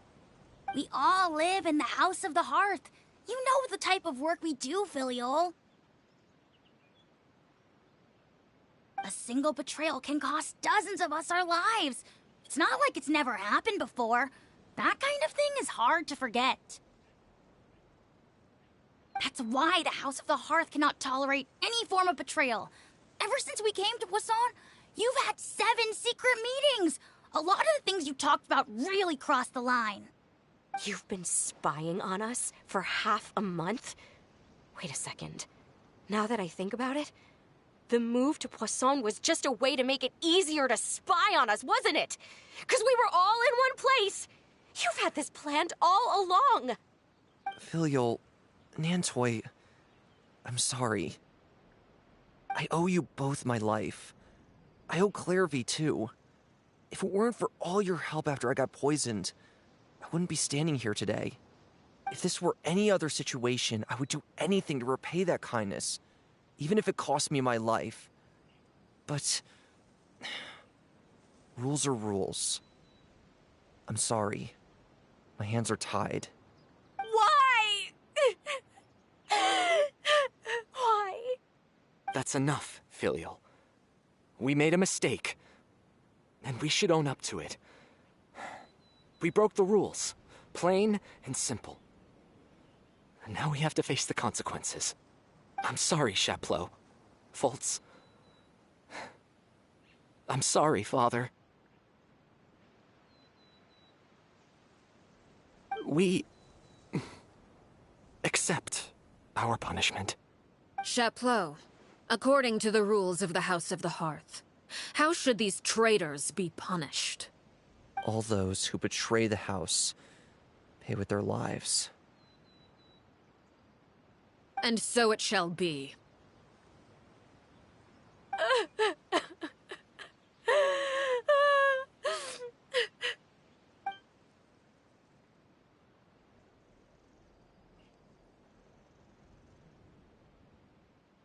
Father, please wait! Something you want to say, Linny? Please reconsider, Father. What Filial and the others did, does it really count as betrayal? We all come from broken families. From the very first day we joined the House of the Hearth, we wanted nothing more than to make it a real home. But the truth is, none of us know what a real home should look like. I'm not saying I have all the answers. All I know is this. Killing Filial and the others may uphold the rules, but doing so will only bring us further away from being a real family than we've ever been. So please, Father, please reconsider. I agree with Linny. Father, please. Linny, you...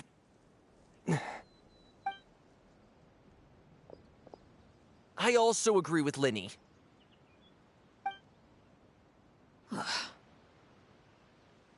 An order once given cannot be rescinded.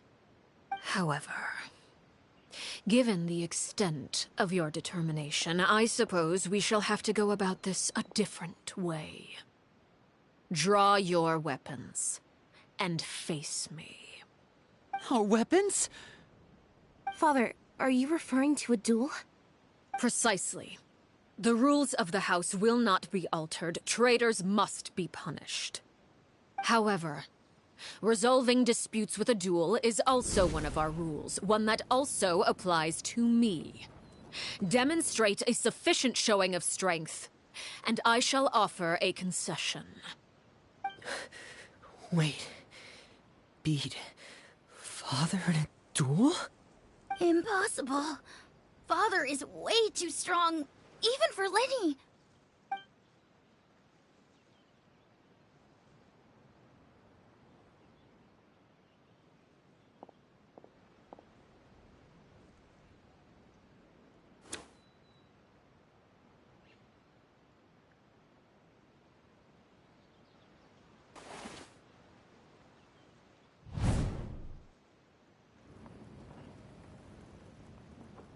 Did you hear that, Traveler? Lenny and the others have to duel the knave. What should we do? Can they really win something like that? If they lose, those people from the house are really gonna be executed. Hey, are you listening?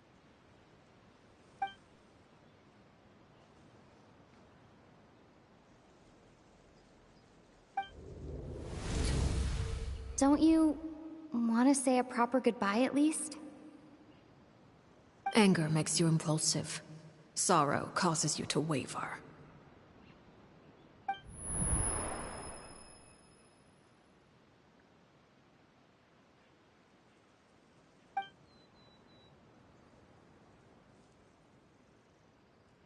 Oh, looking at that expression on her face, she seems really serious about this.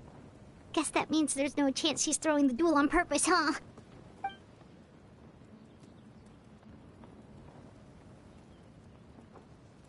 When guests are around, families are often on their best behavior. And any disputes are less likely to escalate. When the time comes, make the choice that you deem most appropriate in the situation, and lend your help to the House of the Hearth. What's wrong, Traveler? Hey, where are you going? Traveler?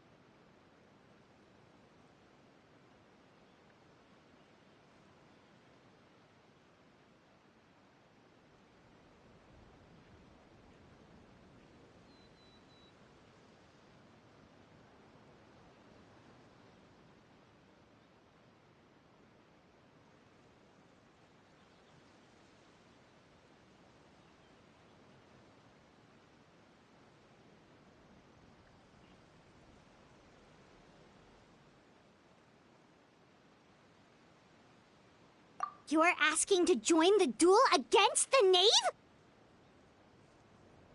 I'll allow it. We do have a ready-made dueling ring at our disposal, after all. All I would advise is this. Keep a firm grasp on your weapon, and give it your all. Any less, and you may just lose your life.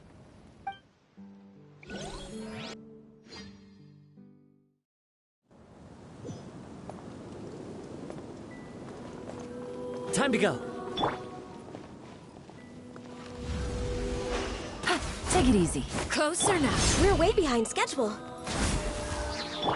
The wind knows me.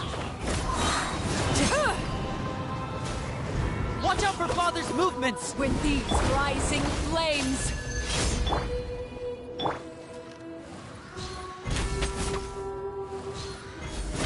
Closer now.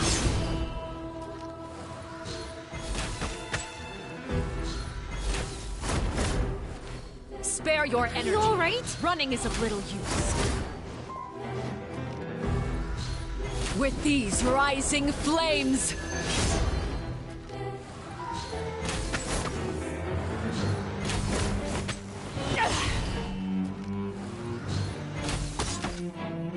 Spare your energy. Running is of little use. With these rising flames!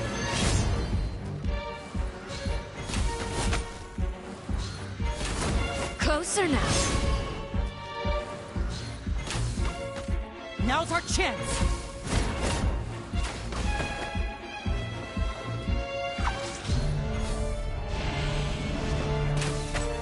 With the fall of darkness, destruction shall rise. Have a taste of purgatory. Over here! Quietly now. Into the wind.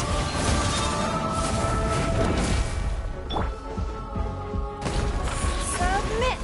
With these rising flames! How amusing. If I really have to draw my blade, then... Spare your energy. Running is of little use.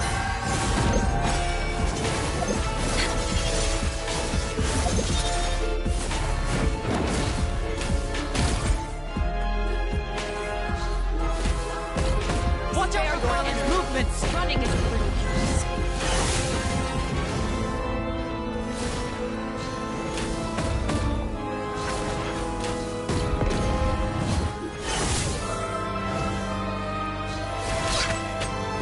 Spare your energy.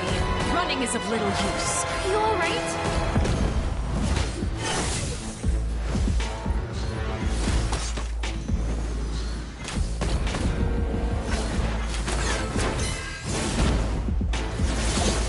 Spare your energy. Running is of little use. Look out!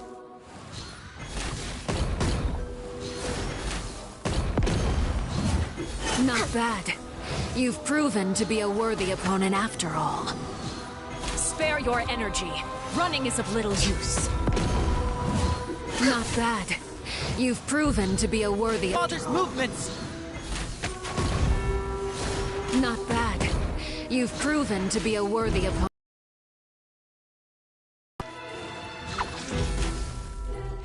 Spare your energy. Running is of little use.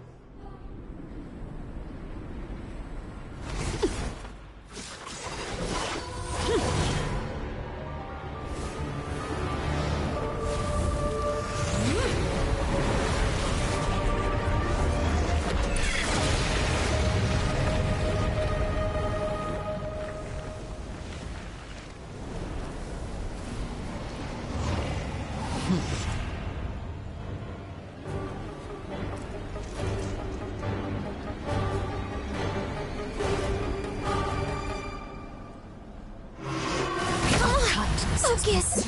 Next on the agenda. My blade is all that remains. Watch out for Father's movements! Look out! Blaze over. Gotcha. Fallen leaves, adorn my night! One with nature. Here, now's our chance! Over here! Your punishment made manifest. We're way behind schedule.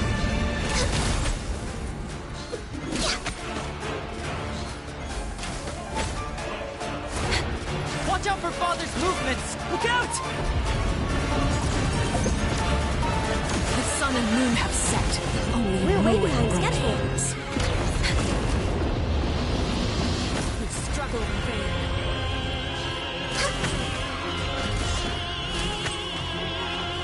Now's our chance! Over here!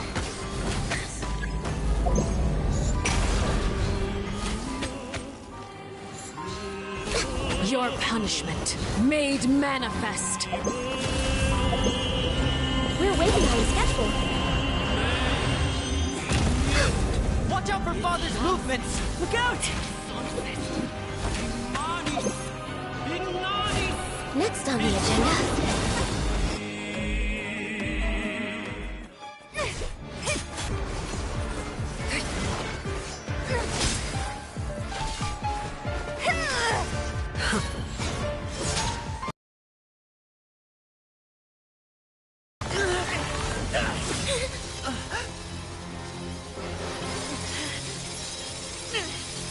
You should know better than to crowd in one place.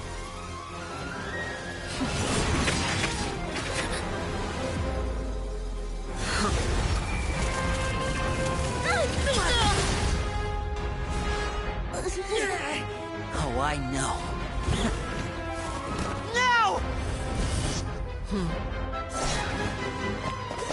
I'm sorry, Father!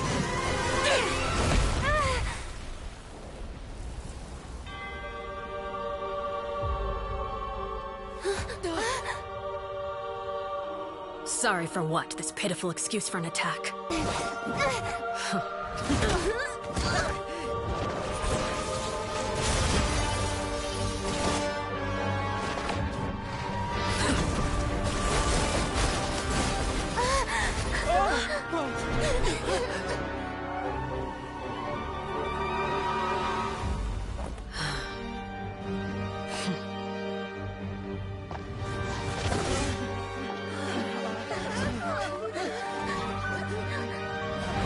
Father, no!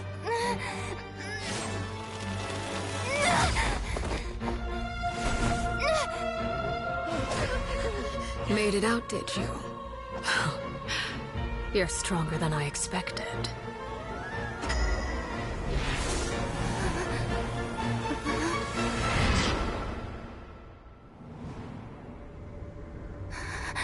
A crimson moon. I can't move.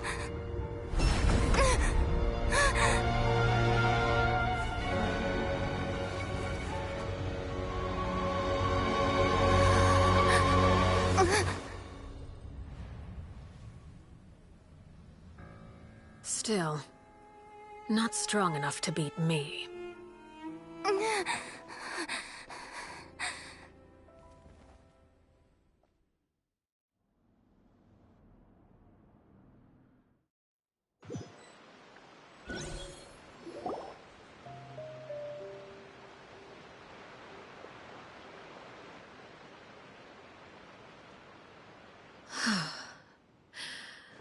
I believe we can end things here.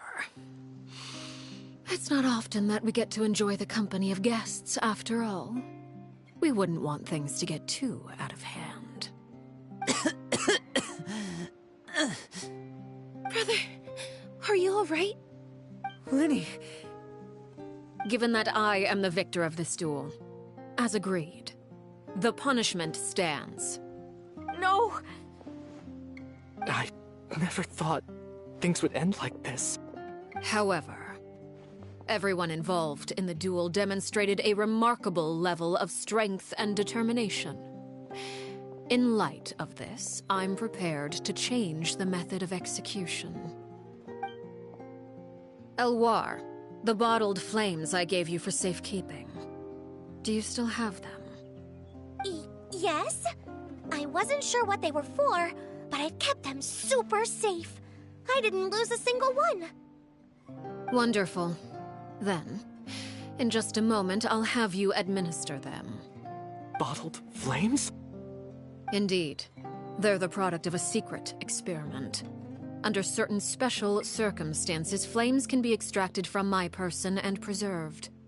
Once ingested, searing pain will spread across every inch of your body. No harm will come to you physically, but your memories will be burned away. If you can withstand the pain. When you awake, you'll have forgotten everything you know about the House of the Hearth, and will be expelled from the organization. In other words, administering this concoction will kill the version of you that grew up in the house, and give you a new identity.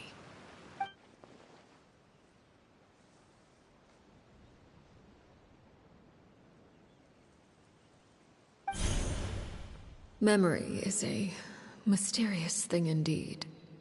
Losing a portion of your memories will alter your sense of self.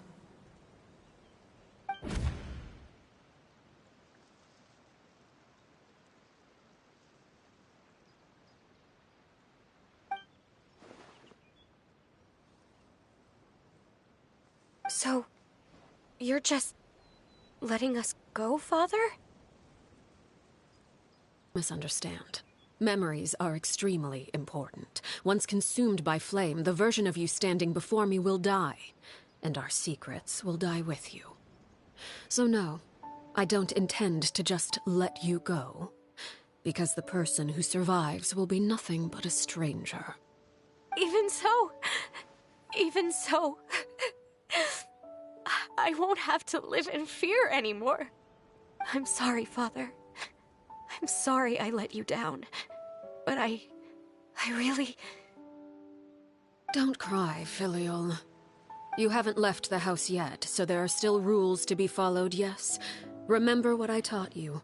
Anger makes you impulsive, sorrow causes you to waver. Don't let yourself be controlled by your emotions.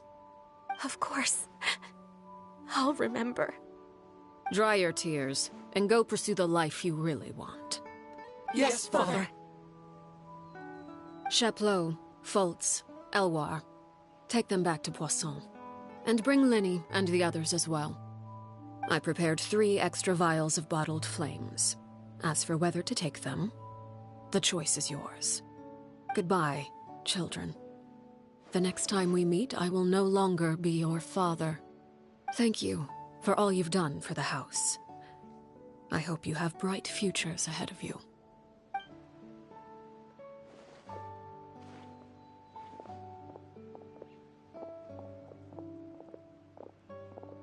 Father.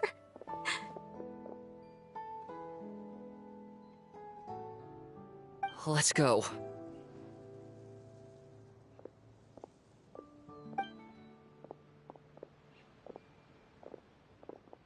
Here, grab my arm, Linny. I'll help you walk back. Thank you.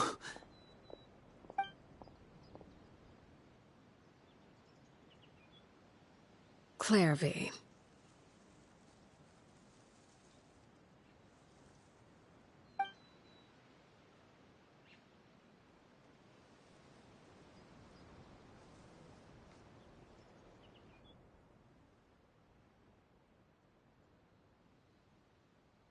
Can we talk now? I've been waiting for a super long time. You really are Perry, aren't you? I haven't seen you in so long. How come you're all grown up? Wait, did I somehow travel to the future on accident? Or am I dreaming? What a long dream. Neither. You died, Clairvy. That's what happened. You could have at least sugarcoated it a little. Look, she's done speechless.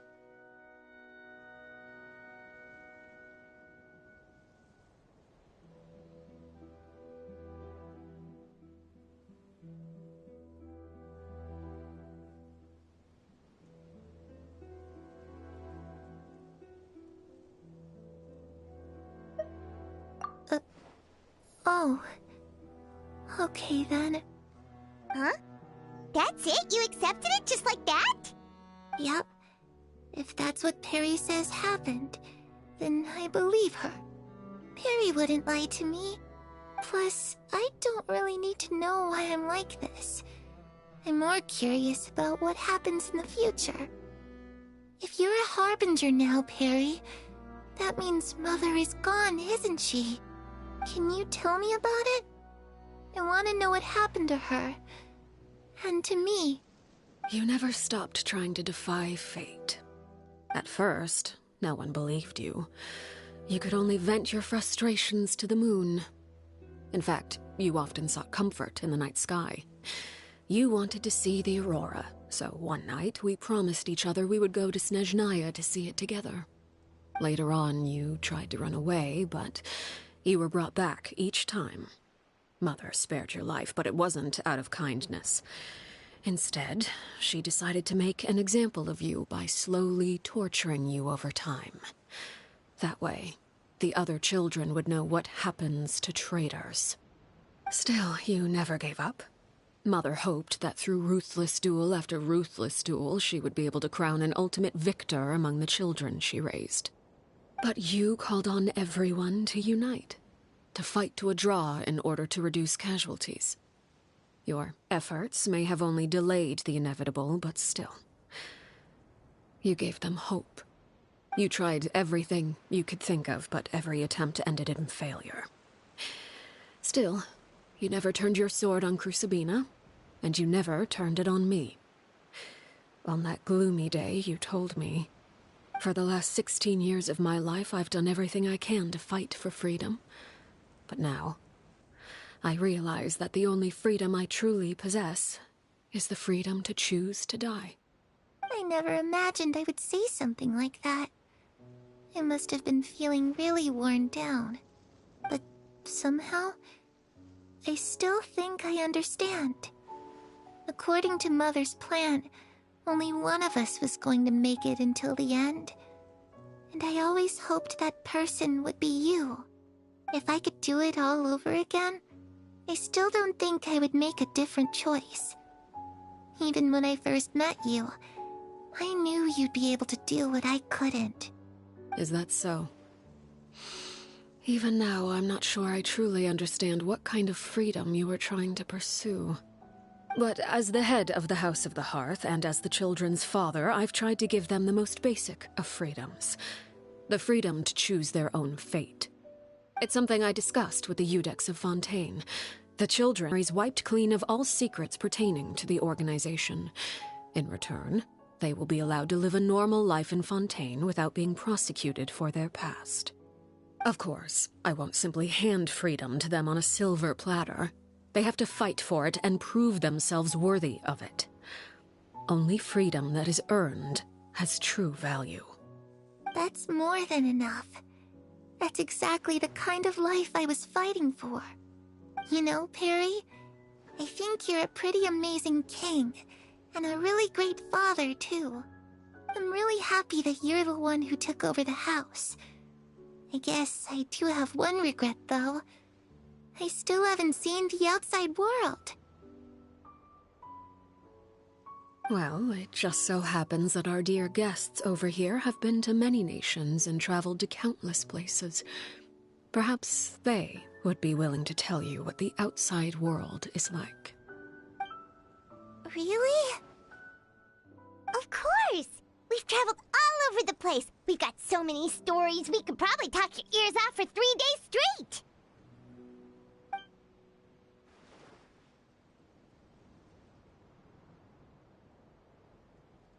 You know, I used to dream of being a bard. Playing the lute while singing into the... Ah, that's where Mora comes from. I never knew that before. If I had some Mora, I would buy 3 new dresses. One for me, one for Perry, and one for Mother. It's just too bad Perry doesn't like wearing dresses. And Mother, she probably wouldn't accept something like that either. I guess I'd just have to keep them all for me then. I could wear a different one every day. Those yokai you mentioned, what do they look like? I once saw a drawing of this one guy with horns on his head and a super scary face. Are there any yokai like that? Oh, sounds like you're talking about an Oni. Yep, we've met one, and let Paimon tell you, they're not nearly as scary as they look.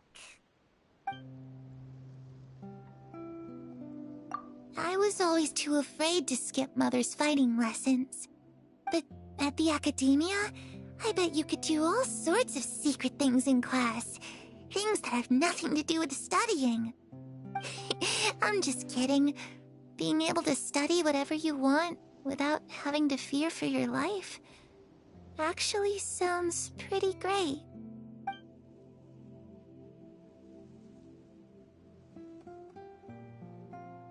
The situation was super dangerous. Lenny and Lynette were accused of committing a crime, and they were going to have to stand trial at the Opera Epicles.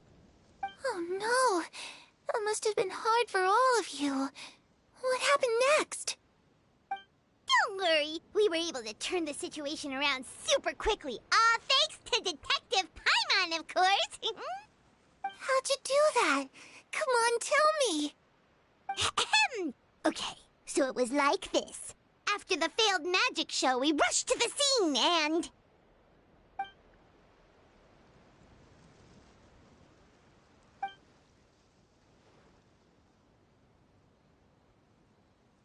Shadows don't have the capacity to learn or grow. Any new information they encounter is quickly forgotten over time.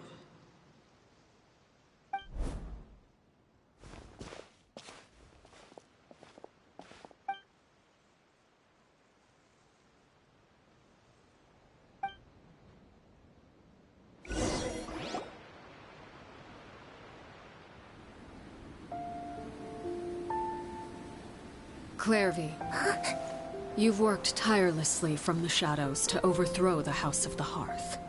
Now, by my authority as the Knave, I shall announce how this matter ends. You are hereby expelled from the House of the Hearth. You are no longer tied to this place, nor are you bound by its rules. You're saying that I can finally leave? I get to experience the outside world as well? Oh, I almost forgot. There's no getting older for me. Still, seeing who you grew up to be makes me really happy, Parallel.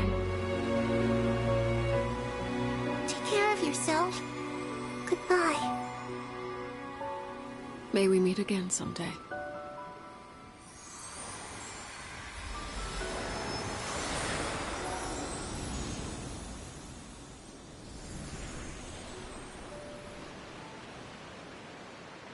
Clairvy.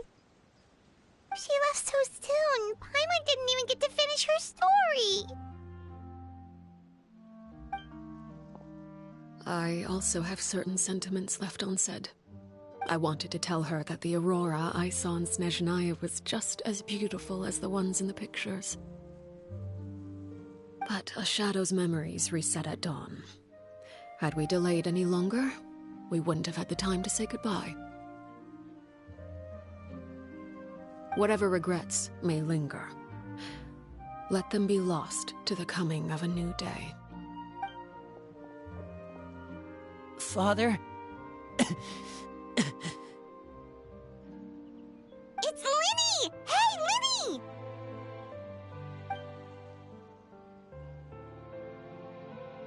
What is he doing back here? Let's go check it out.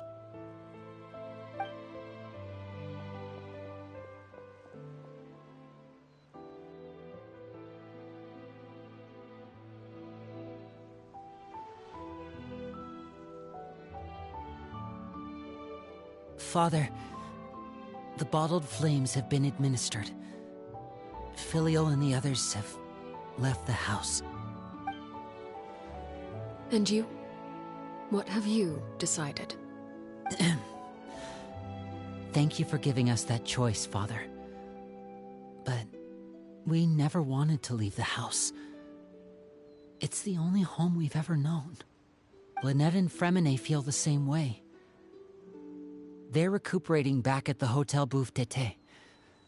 But I decided to come back and tell you where we stood. I'm sure you're well aware of the expectations I have for you. I want you to follow in my footsteps and become the next king of the house. Yet you seem to have different ideas. I must admit, I'm rather surprised by your decision to stay. There's nothing wrong with choosing to live a quiet life. Leading this organization is a heavy responsibility, one not so easily carried by someone forced onto the throne. I just never understood what you saw in me. What made you believe I was deserving of that throne? You're brave, talented, and, most importantly, you cherish your family. You would do anything to protect them, even if it costs you your life.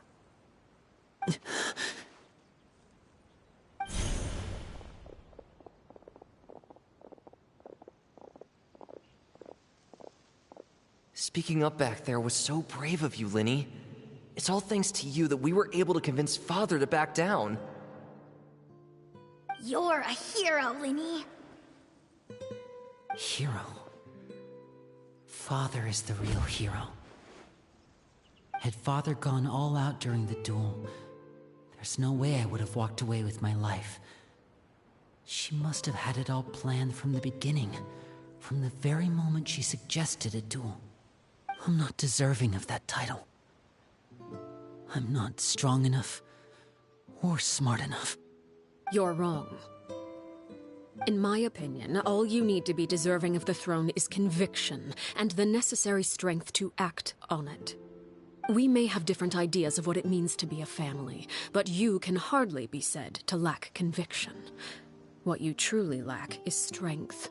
For someone of your talent, though, that's something that will come with time. Even without that strength, you still chose to face me in a duel, even though the odds were stacked against you. That capacity to honor your convictions is what I truly see. No one knows what the future holds, what tragedy or triumph may be in store. Being at the head of this organization requires the strength of will to face whatever comes. Caution will only hold you back.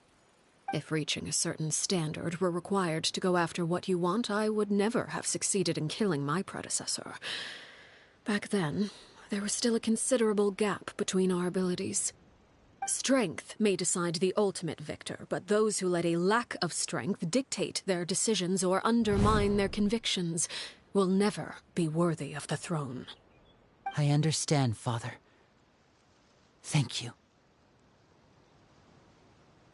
Children must grow up to surpass their parents. Only then can a family continue to flourish. The road ahead is not an easy one, so I'll ask you one last time. Are you certain you want to stay? You've done so much for me, Father, and that kindness must be repaid. Plus, with Project Stuja at hand, there are many dangers ahead, and I, for one, don't intend to back down. Protecting my family at all costs. That's my conviction. Then you're welcome to stay. As for Project Stuja, you need not be too concerned. If those cowardly businessmen and heartless dignitaries try to take us down, I'm prepared to teach them a lesson. Having members who longed for the light was our organization's last weakness. With those members no longer among our ranks, the House of the Hearth is like a spider hiding in the shadows. We need only wait for our prey to come to us. At present, our imperative is to use their plan to our advantage. In doing so, a crimson moon shall rise amid the frigid blizzards of winter. No demonstration of loyalty shall go unrewarded, and no sacrifice shall be in vain. As for the two of you, whether we meet again as friend or foe, I'll remember the camaraderie we shared in this moment. No matter how arduous the journey ahead, I hope we both reach our desired destination.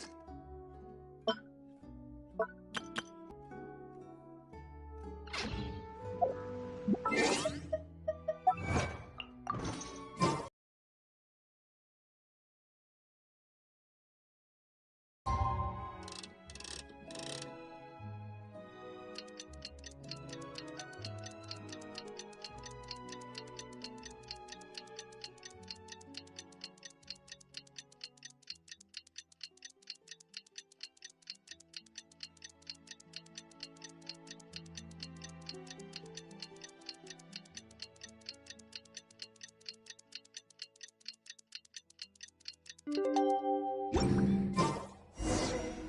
Linny say that Lynette and Fremine were Lynette?